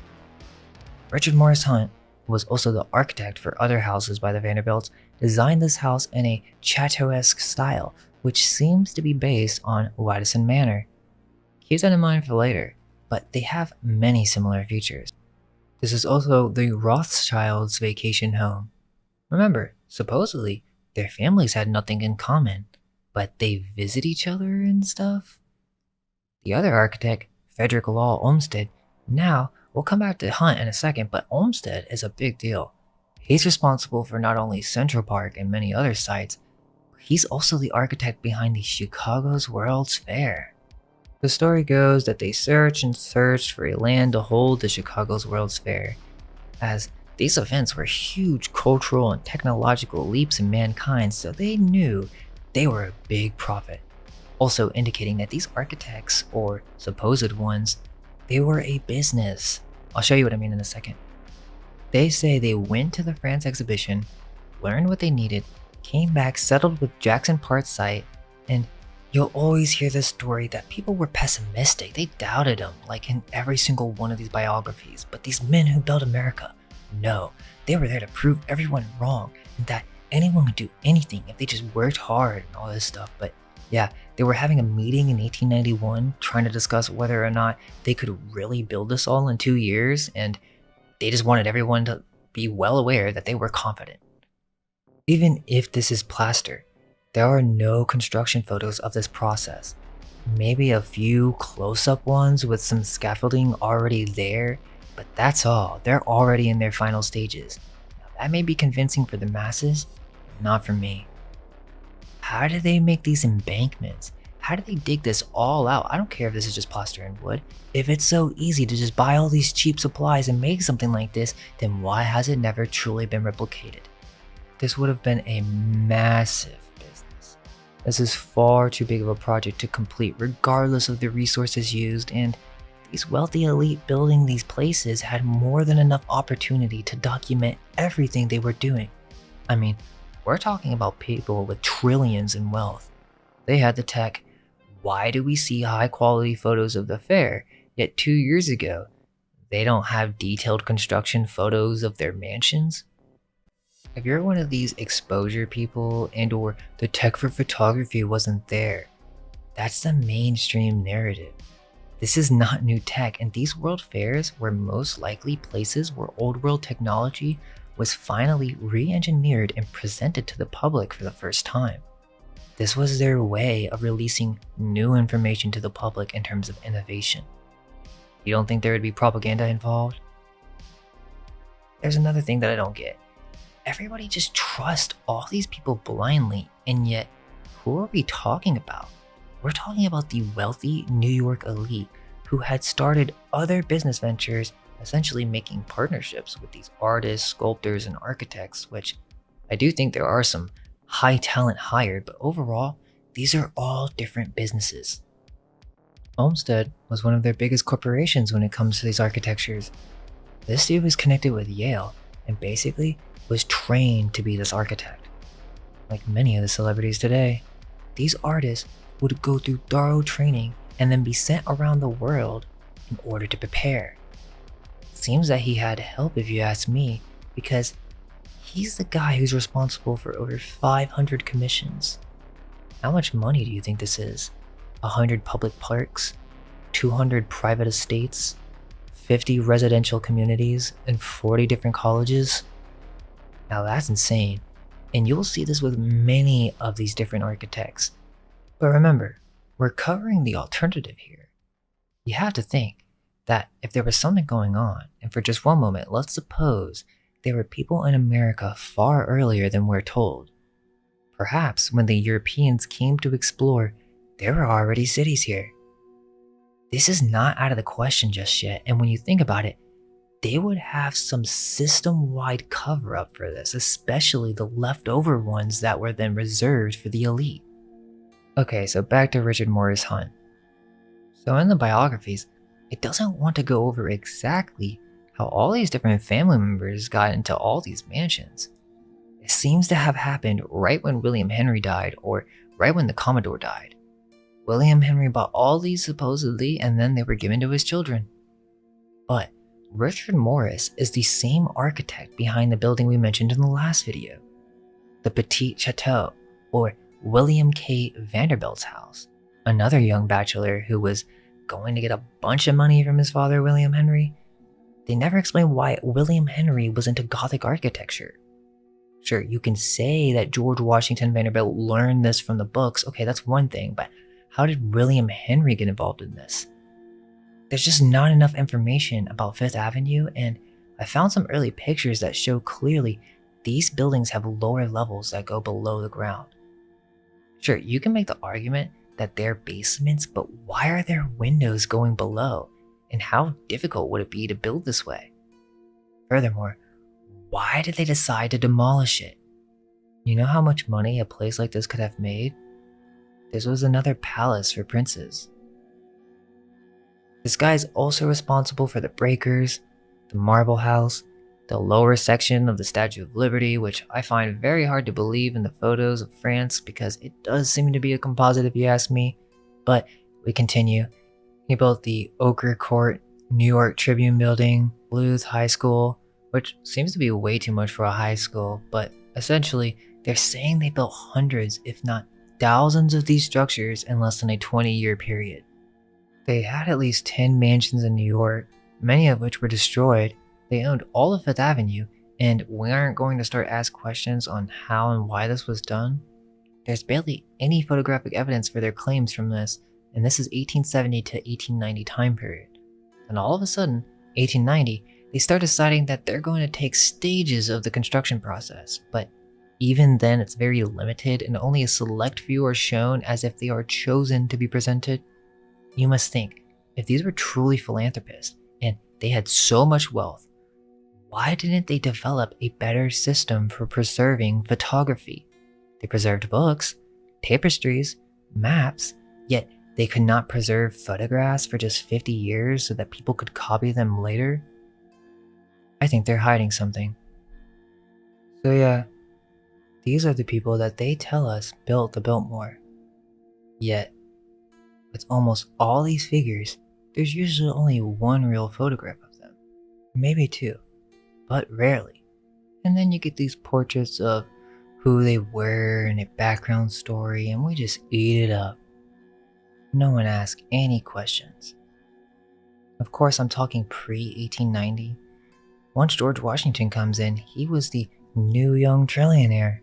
Now, these were the true Kardashians, because even though I was making that analogy earlier, it actually really applies now, because George Washington, and I swear saying that over and over again just seems so weird, but George Washington Vanderbilt basically built the Biltmore to have as his own bachelor's pad. They say it was originally for hunting, yet it ended up being used kind of like a frat house. The elites of their club would come for what they say was an extravagant experience, and also they tell us that there were like only 3 people living in there for a certain period of time after it started to fail, right? Because come to find out, people don't want to take this massive long journey to the middle of nowhere. They had many guests, they tell us, but I'm not sure if I buy it, because they would have been successful and the place wouldn't have been deteriorated and needed renovation in the 50s. So now, I'm going to explain my experience going to the Biltmore with Moon. And after explaining all that, I'm going to give you multiple possible explanations, and you can decide for yourself what you like the best. Okay, so I know that was a lot, but you gotta understand what I'm about to say is pretty drastic, and I had to have some sort of foundation for assisting people in understanding how we come to these thoughts, but instead of jumping right into it, I feel the best argument is to simply just go over the history as we just did. Now we're prepared to go through this and ask some questions. So okay, you got your ticket, you're ready to see the Biltmore. You enter through the entrance, and many expect to be able to see it from the street, but you can't. There are trees blocking everything, and it's deep on the estate. You won't see it for a while. Which also, I never mentioned, there are so many trees here, and I'm talking massive amounts of land, but in the older pictures, there's no indication of any type of nature, which I also find odd. Or at least, it looks drastically different than it did today. Okay, so you have to drive for a couple of miles in which you pass under an interesting bridge, then you continue to find parking, take a shuttle, and after 30 minutes from originally entering, you're finally at the Biltmore. First note, when you enter the gate, there are sphinx that guard the gate. So you come in and they drop you off, so yeah, here's what it looks like up close. Now, we're going to be observing many symbols, and it's important to constantly ask, why and when did the Vanderbilts get such an interest in this level of symbolism? You guys notice anything? Why is there a lion statue in front of the door? What does William Henry or George Washington have to do with lions? How would he know about this unless there is some type of secret club we don't know about where they learn about all this symbolism? Look at all the ornate detail. The level of art put into this is insane, and we never see any photos of them doing the detail work. If you look closely, you can see that there are a coat of arms at the top of the building, and they each are saying different things. You can see gargoyles, weird faces everywhere, almost like peasants or something. You see these over the windows, over arches, in every possible place. They added insane amount of detail, as we will see. It's much better to come early, as later in the day, it gets extremely crowded. So we walked around the left section where you can go right under the arches and see the pillars up close. So first off, it's pretty amazing, not gonna lie, but to be able to just chill under there as we were taking photos, we noticed that the pillars had these fleur-de-lis, but they also had the older form, which was the dagger or the sword, which again is royal symbolism that has been seen on coat of arms for hundreds of years. Why are they putting this here? Now, of course, people might say French inspired, but is it? Because we're going to explore that even further. Okay, so we go into the court side by the garden, where there's this massive empty space where there used to be a pool, but now it's just gravel. But over here, you can see a couple interesting things. Over here is a windy tree that's pretty cool. And also, you can see the back of the house. Check this out. Look at this bottom base and how old it looks. To me, I don't really think they did that with a simple pulley system, and it seems to be done without mortar. Also, you can see that it continues to go underground. We go down to the courtyard to see a pan fountain, which you'll see multiple references to pan here. Then you get your first bit of programming with one of the architects, of course. And there's these very interesting terracotta bowls here. Now, of course, I'm not denying that these can be created in the modern day, but I was looking at them and I got a weird feeling that they were actually very old. Again, symbols everywhere. Why were they so obsessed with painting such ancient symbols on everything they do? It just looks like old Venetian artwork to me, but just take note of this for later. There are some beautiful views here that are truly breathtaking. It has like this weird silence to it when you come over here too. It's definitely peaceful. Also, the statues are interesting, but they didn't seem to be that old to me, to be honest. So, from here, you can also see that on the top of the building, there are more coat of arms. You can see 2 griffins. Griffins? Why are there griffins on this building? They seem to be holding a chalice. Again, this is all coat of arms stuff. Alright, so now to the other side, which seems to be lacking in detail for some reason in comparison to the left side of the building. But if we go towards the right, there's this arch that leads us to an entirely new section. Now before we go in, let's take a look at this griffin symbol, which is kind of hard to see, but it looks like it's a griffin and a horned stag with wings holding up this emblem, which is a V. The symbol, they say, is for the Vanderbilts, and it can be seen in multiple areas of the house. This is crucial to note for later. Okay, so we're ready to go into the other building that has the cafe and the bookshops. We go under the arch, which is massive, but the first thing we notice is that once you get to the other side, there's this brick pavement that's completely messed up, and there are crosses which seem to be religious that are engraved within the pattern. This place is bumpy and not level at all, almost as if an earthquake happened. Now, no one seems to know why it's like that, so this next building is similar in design but slightly different, and it's also very interesting.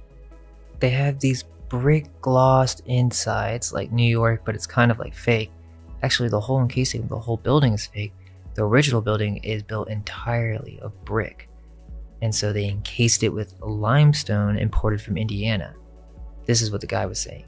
So they had to build their own brick production factory, yet there are no photos of them actually laying all these bricks, which we're talking hundreds of thousands of bricks and massive stones as well. Exterior construction photos, okay, that's one thing, but notice how there's no interior construction photos. So we head to the bookstore to see what wonderful books they may have, and not only do they have biographies, but they also had this basic little propaganda book that told you everything you needed to know about this place. And so as we were checking out, we noticed that there was these old maps on the wall.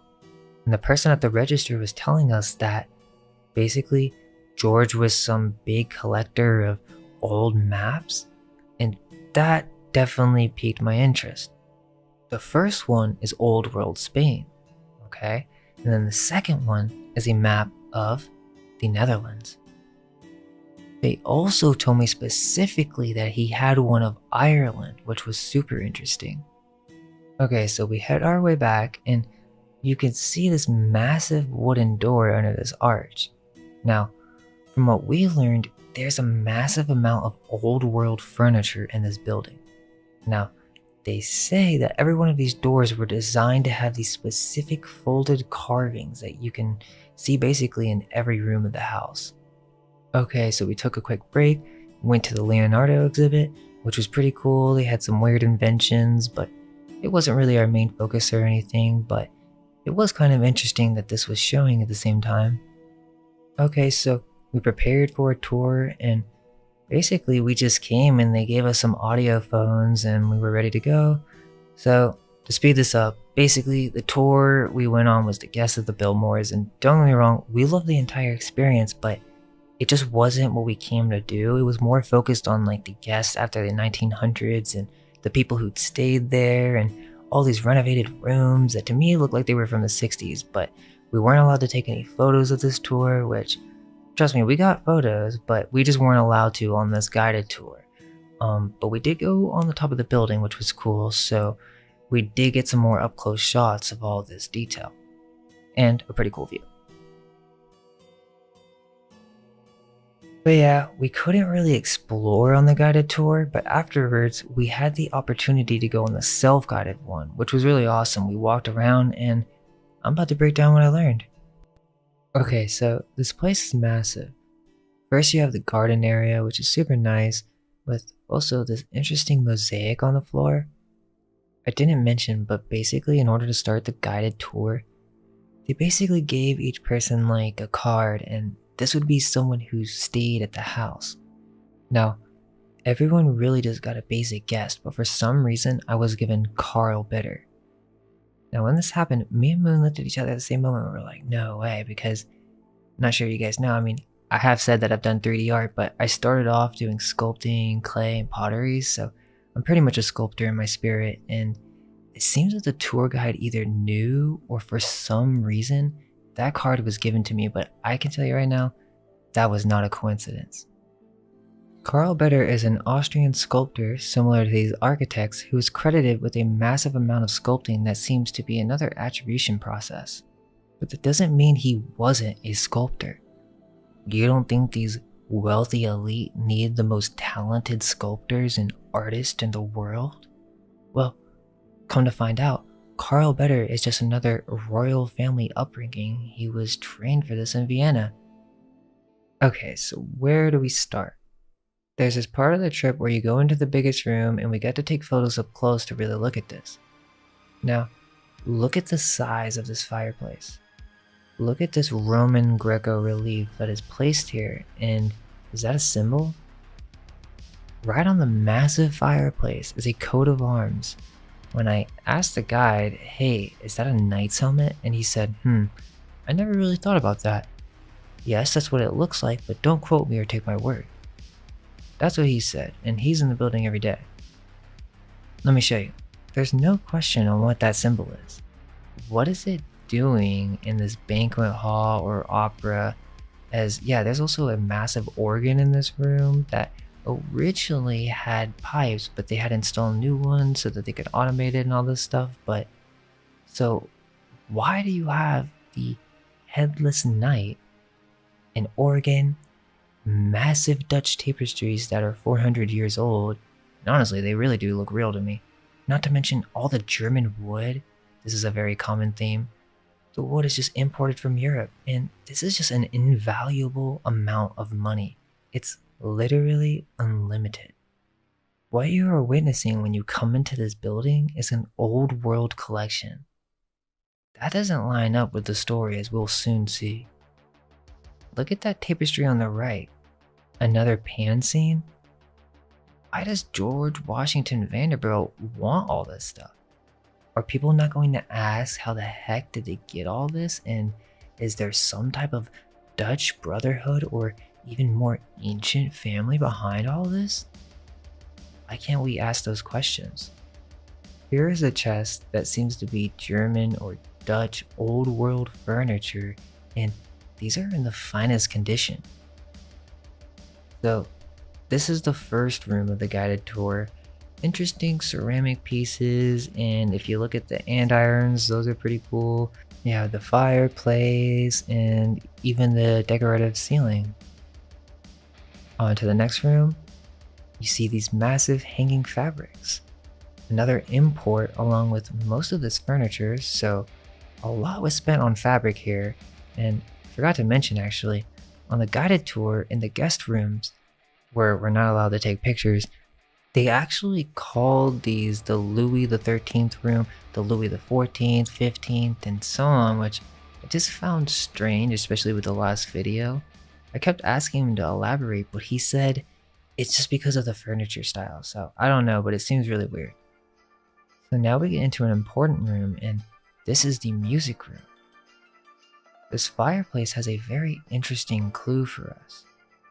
We see an engraving with a clear Albert Dürer engraving, and I knew this at the time because his art style is very noticeable, but another thing that I didn't mention on the guided tour is that he kept saying that George was obsessed with prints and he had thousands of original engraving prints and that they were all over the house, some of them being of ancient castles, which was just really weird to be in his collection. And they're like all these Gothic castles, but this was his inspiration and all, so.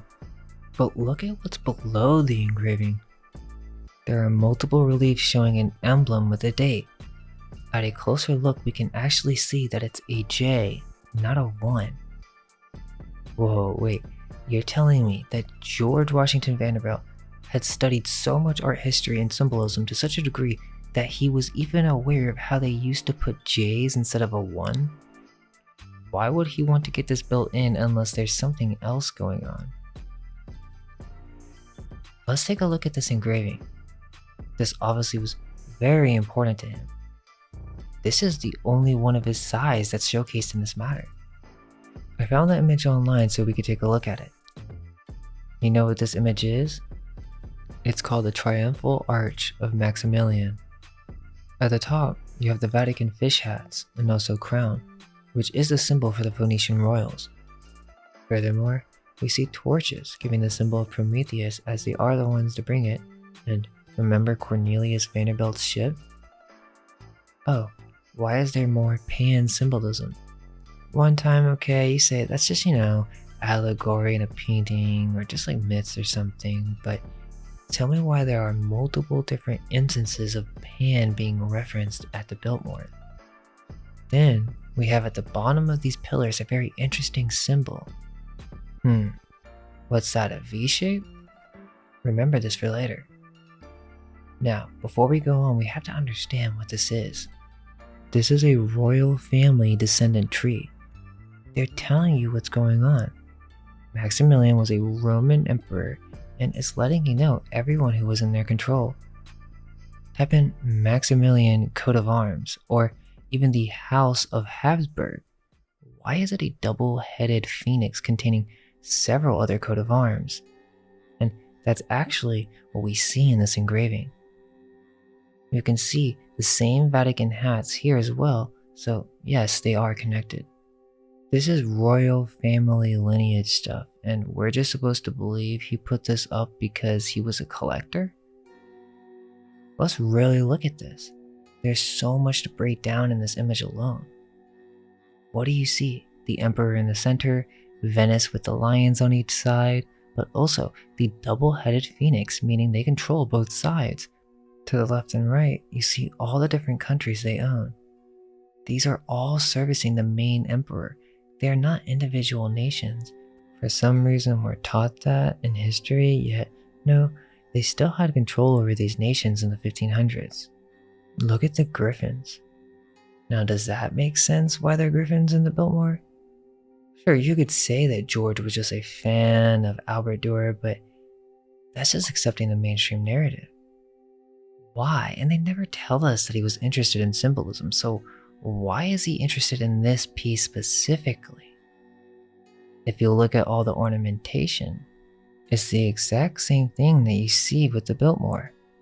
It's the same people, but we're told that he was just inspired, so he decided to make it a French chateau. Okay, but why is there a Roman emperor engraving implying that they own all nations and that they serve Maximilian? Why would he put that there? And not only that, make it his prized selection. Let's continue. So there's this little porch where we chilled for a bit, and it's really pretty, but you can also see more views of the stonework in the back and also more detail work all over the pillars. The next room is the tapestry room, and there's a bunch of old world furniture here too. Look at this clock. This is pretty crazy. Also these lamps too, but they kind of had these all over the place. But I was really impressed by this German wood. I just thought it was insane, and the cost just had to be unimaginable because these are hundreds of years old. These tapestries are 300 years old, they tell us, and they show these really weird scenes, either biblical, mythical, or showing emperors. Now, I think I should mention this. There's a lot of stag symbolism. Now, I didn't capture all the instances, but in the main opera room with the organ, there was a lot of deer symbolism, or the stag, which is really weird because outside the Biltmore is a place called the Grand Bohemian. Now, if you remember from our little history lesson, this should trigger an alarm. Not only is it right in front of the entrance, their symbol is the red stag. The stag is also the symbol for Hennessy, which has its own coat of arms. So, in this room, we get more stag symbolism. For some reason, it seems that George was very fond of this deer symbolism, hence the name Deer Park. This tapestry with the sun and also the early Christian Cairo seems weird to be promoting all this elite symbolism on these tapestries in your just hunting resort. So now we get to the library, and on the guided tour we actually went up to the top level and I got to actually look at the books, but I couldn't touch them. They had multiple books on metaphysics and just big, thick, massive old books, and on top of that we saw a book that had to do with the works on cannibals or something. It was weird and we really couldn't spend that much time investigating, but what we do know about this room is that supposedly there are 10,000 books in this room alone. Okay, and not only that, there are 10,000 more in a private collection stored in a climate-controlled room. That sounds very similar to the Vatican. And that's just books, we're told. He has thousands of prints, hundreds of maps, and all sorts of stuff that we don't get to see, and they keep stored in the back. So essentially, the most rare stuff is probably not even shown. Then on top of the ceiling is a 300-year-old painting that they say was imported from Italy and glued onto the ceiling or something. They say that the architect Hunt actually brought this before even constructing the place. Wait, so they're just purchasing ancient paintings and for some reason they're selling these to these architects, and he knew that he wanted it before they even started building the Biltmore. Okay, so just look at this fireplace, and I believe he said it was made of black marble. And then you have these vases in the room that they said are from ancient China and are 500 years old or something like that. And just basically everywhere you look, you just see this ancient old world stuff and they're just flexing it. Even on top of that, George had the chess set of Napoleon. That's what he said, but it wasn't out for display or something. So this really weird thing happened because we were in the library and we were looking around and it was starting to get crowded. And someone said, wow, it looks like a room built for giants. And me and Moon looked at each other and we were like, okay, that's weird. But yeah, even the guests that don't even look into Tartaria, I mean, I don't know, maybe they do, but still, like, people look at this and they think this is a room for giants. So now we get to the stairs. So they tell us that they built these floating stairs just by using rope, pulleys, and horses. I don't really buy that story, and why should I? There's no evidence that they did so. I'm sitting here listening to this guy talking about how it was in perfect balance, and it goes up almost like 4 stories. So I think we need a little bit more explanation on how they managed to make this beautifully balanced floating staircase. But no, we continue through a bunch of more things that aren't necessarily worth showing, as it kind of becomes guest rooms on the second floor. But there was this weird thing where the tour guide said that they had the Ark of the Covenant. And then he's like, just kidding. But they had this replica of the Ark of the Covenant. And I'm over here thinking like, wait, why? Why do they have this? And it has lion feet on it. It has all these ancient symbols. And I'm just like, okay, they had to know about ancient tech or something. So to continue, before coming to the Biltmore, I was told by many that there are actually several underground tunnels there in multiple areas. There's this underground tunnel all the way at the winery, which is miles away. This entire Biltmore features the largest basement in the United States, and both buildings feature tunnels that connect to each other's below ground level. It's built completely on hilly landscape, and from what I was told, don't take my word on this, supposedly there's a tunnel that goes behind the Biltmore into an underground dumps. I was told this by many different people, and also with the news report we showed earlier, they were mentioning that there was tunnels that went to the Biltmore. So, I mean, how else would it be advantageous to hide from prohibition laws if it was just like it limited to your estate? So, I mean, these people were trillionaires. I don't think they had any reason to hide from the prohibition. These must have been tunnels that have been there for a long time. They weren't afraid of the law. They were the ones who put them in motion. They were married to the state legislators, the media. This is the oil oligarchy, the royal family with ancient origins. They don't care about no prohibition. This is not why the tunnels were built. The reason is, these are actually the lower levels of the building that did not go through the same renovation that the upper portions did.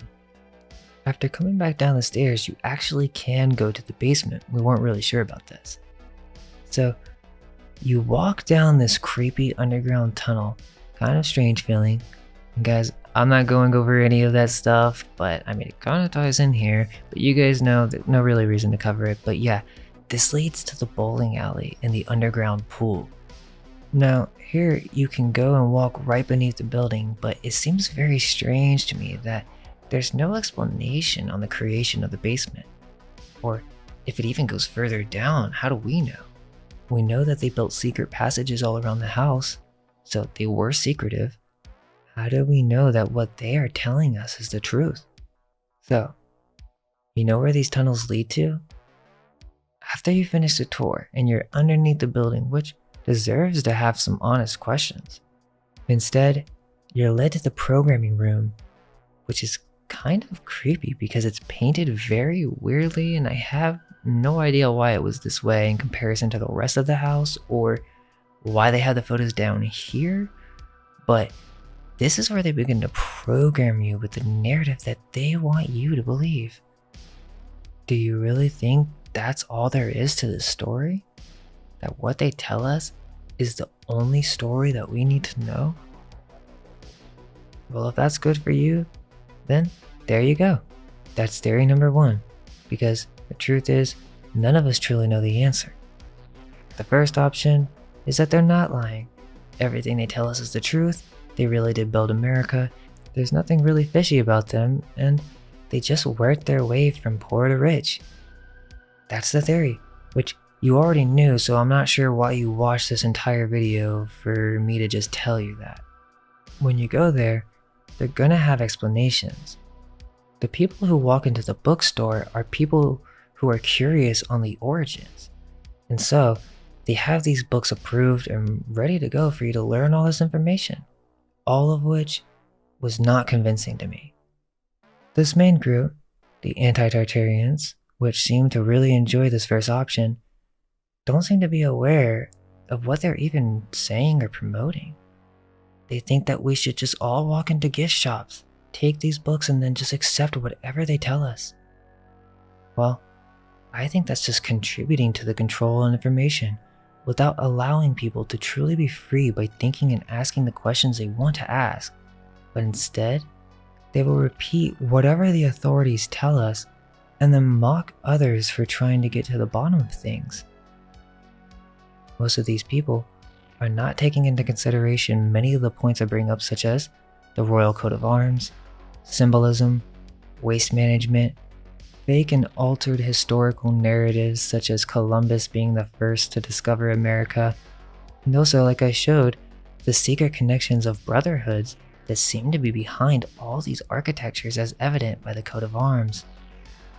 This requires comparative skills that some are not willing to go into, even when it comes to the occult. Therefore, they conclude that some basic construction photos that show just a few stages are all the proof they need. Well, it's not enough for me. Not only is it not enough, I don't really trust a word they say. I don't see why we should trust any of them. I feel like I've been fair, addressed the counter argument. Is it not possible that these are staged events? That this could have been orchestrated or planned? Not saying that they are fakes, because taking two photos of different places and combining the negatives actually creates a physical, real photograph, so that it's not really a fake and future generations wouldn't be able to tell. Again, I'm not saying this was done. No one knows. We only know what they left us with. But we'll make this clear. In 90% of the case, this is the mainstream argument and the only point of those who object to this building having anything to do with Tartaria. Here it is. There's construction photos.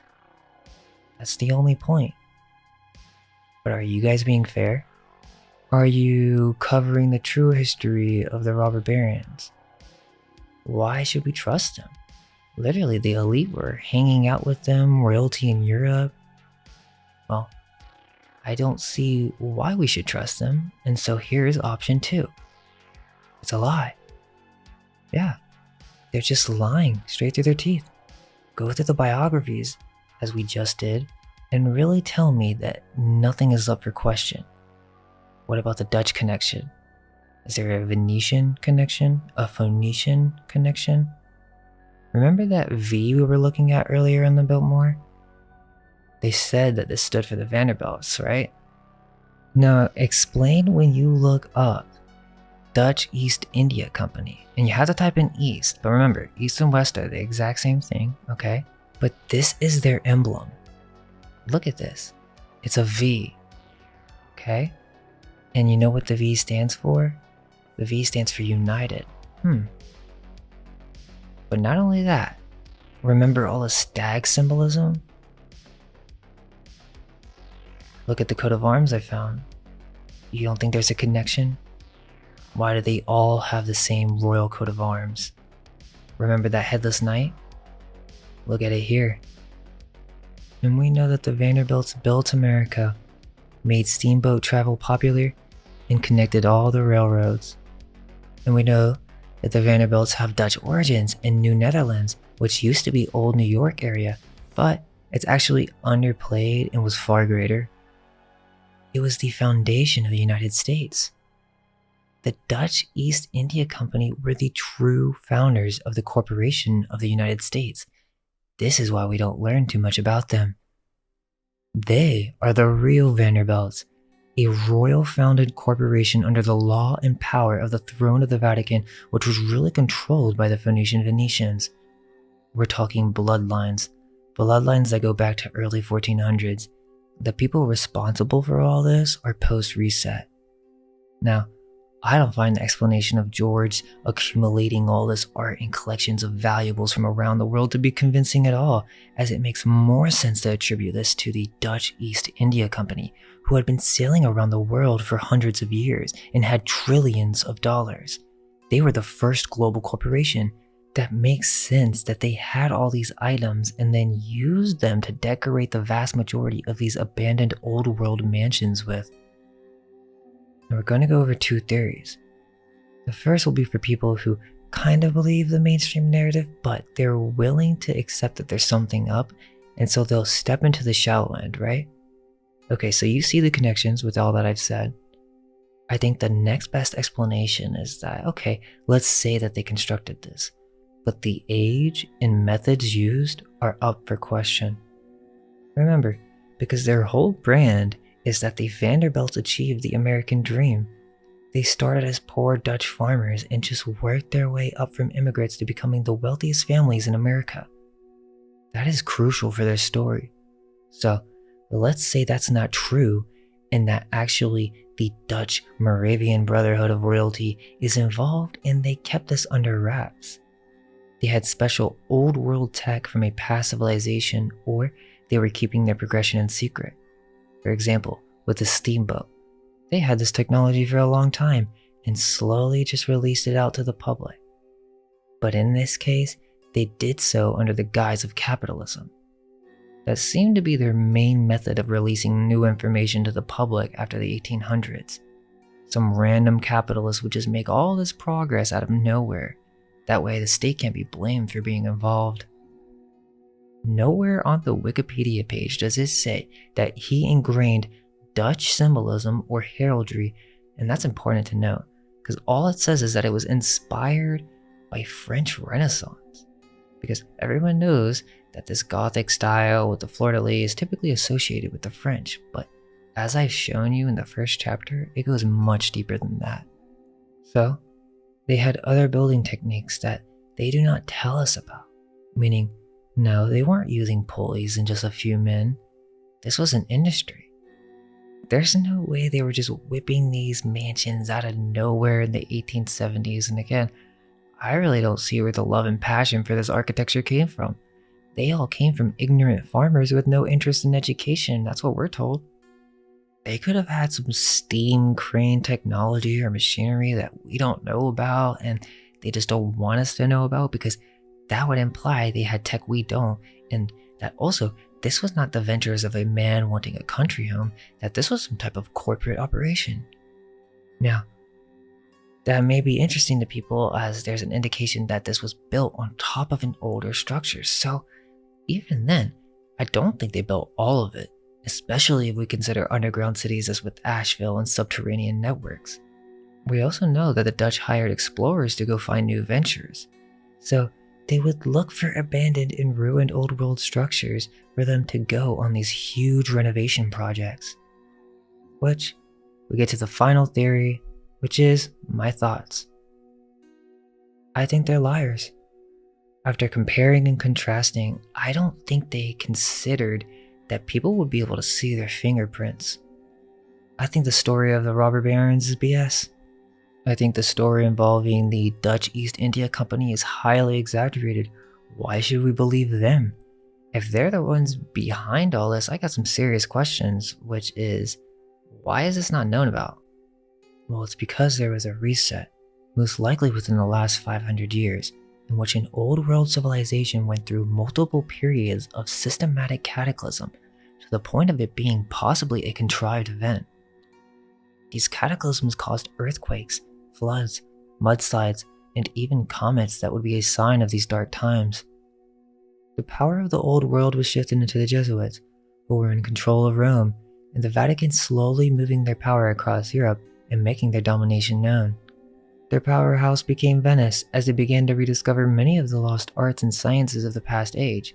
They needed to begin disseminating this information to the public, but they needed to put their initials on it, because there couldn't be any knowledge of the old world. This was the book burnings. They erased the past and decided the world would be created anew, the new world, the new Atlantis. And so, Venice expanded into multiple powerhouses and brotherhoods throughout all of Europe, forming their own cults to please their master, which really goes back to the Canaanites, Baal. This is their true god, as these people were inversionist. They began giving titles to the bloodline families that had been created through intermingling, and these people were complete idiots. These are the people who began getting all the palaces and chateaux in Europe, right? And they would just shit all over them and act a fool like Marquis de Sade. They were totally fine with it because they were dark occultists. They had no intention on lifting humanity, but they wanted to enslave them. Look at the first global corporation, started in America. They are the Dutch. The Vanderbilts are Dutch. We aren't going to ask any questions. How easy would it be to just make up all these figures? And remember, they have the burden of proof. All I have to say is I'm not convinced, and rightfully so, as there are barely any details on these people, and as when it comes to the Commodore, he even refused to speak in public. How do we truly know these people existed? Letters, pictures, okay, all of that can be fabricated by maniac trillionaires with a mission to control. So, these Vanderbilts, once converting from Dutch and they became English, they still kept their Dutch connections, but they'd never really tell you that in the documentaries. They don't want you to know that these people were a part of a club, the New York Club of Wealthy American Aristocrats, which, out of nowhere, and all of a sudden, decide to create architecture that hasn't been created in hundreds of years, and really no other nation is doing anything like this in the same amount of time. As I said with Fifth Avenue, I don't believe that story at all, and these were done in almost a decade, and then demolished, and then the same thing with the World Fair, all of this in 3 years? Or we just accept the official history of Asheville and not wonder how they built all these subterranean networks that connected the city? How did they build all these buildings in such a short time period? Something isn't adding up. I believe the Biltmore to be an old world Tartarian mansion. I don't think these Phoenician hijackers can build with sacred symmetry at all. They aren't creative. They're copycatters. They're parasites. If they had tech then, why are there no buildings like this being constructed today? Okay, sure, maybe they had steam engines. I still don't really think they could do this, and I don't see the evidence for it. After going to the library and thoroughly researching the Vanderbilts, I'm not really convinced. There's a lot of red flags, and after reading the stories, I can't even really show you guys everything. There's just so much to cover. For example, with the story of the Titanic, JP Morgan, and how the Vanderbilt's trip were canceled as if they may have known that something was going to happen. People are willing to accept that they did the whole Titanic thing on purpose for the insurance or whatever, but you know that means they lied, right? These people are scummy business people. Why should we believe the biographers? Why should we believe the media and not think it has anything to do with propaganda? Then people know all about the bloodlines, right? Freemason bloodlines, and this actually connects with the coat of arms again, but people are willing to accept that. But what I'm saying is too far. What I think is that these people are defacers. They are renovators, not builders. So yeah, it required sculptors, and yes, I do think they had talented artists. I know we had the video on ancient petrification, but that doesn't mean there weren't extremely talented artists at this time. And I do think they sculpted the fake facades, as this was a part of turning the old world Tartarian buildings into a more modern look. Otherwise, it would be blatantly obvious how old this thing was. You know, there was this overall darkness because I kind of realized that ancient art and architecture was being used to continually facilitate these families' ever-expanding growth and wealth. Don't get me wrong, I was in awe when I saw it, but there was a feeling that something wasn't right. The ability to continually profit off of this is insane, and I can't even imagine how much the Biltmore makes in a day. But overall, I do want to say I highly recommend going to the Biltmore. This isn't a promotion or anything, but my review is, I enjoyed it, we both enjoyed it, everyone should go. They were really nice people, everybody, so please don't go there causing any type of trouble or anything. Many of these workers, they really just don't know. And I believe even the surviving Vanderbilts, they don't know either. At this point, everything is up for question. But the guy told me that the current Vanderbilt owners were just like normal people who came in wearing normal clothing to blend in, which I kind of think may have some truth to it, because like many of these elites that get these remaining architectures most likely don't know what's going on either. They were just transported here and given their own narratives, and same goes for the modern Freemasons and politicians. They don't know the full history or narrative. There's levels to this, there's historical programming, and this just happens from the day we're born. The Biltmore is literally a collection of old world art. And like I said, I believe it to be an old world Tartarian structure. So tell me, what do you think? Do you believe the mainstream narrative? Is there a connection to the Dutch East India Company and all their other ventures? What's with all the coat of arms? Do you think that's worth noting? Do you trust the robber baron story? I mean, we're told they are the enemy. What do you think about the Biltmore? Do you guys have any more details about Asheville that'd be interesting?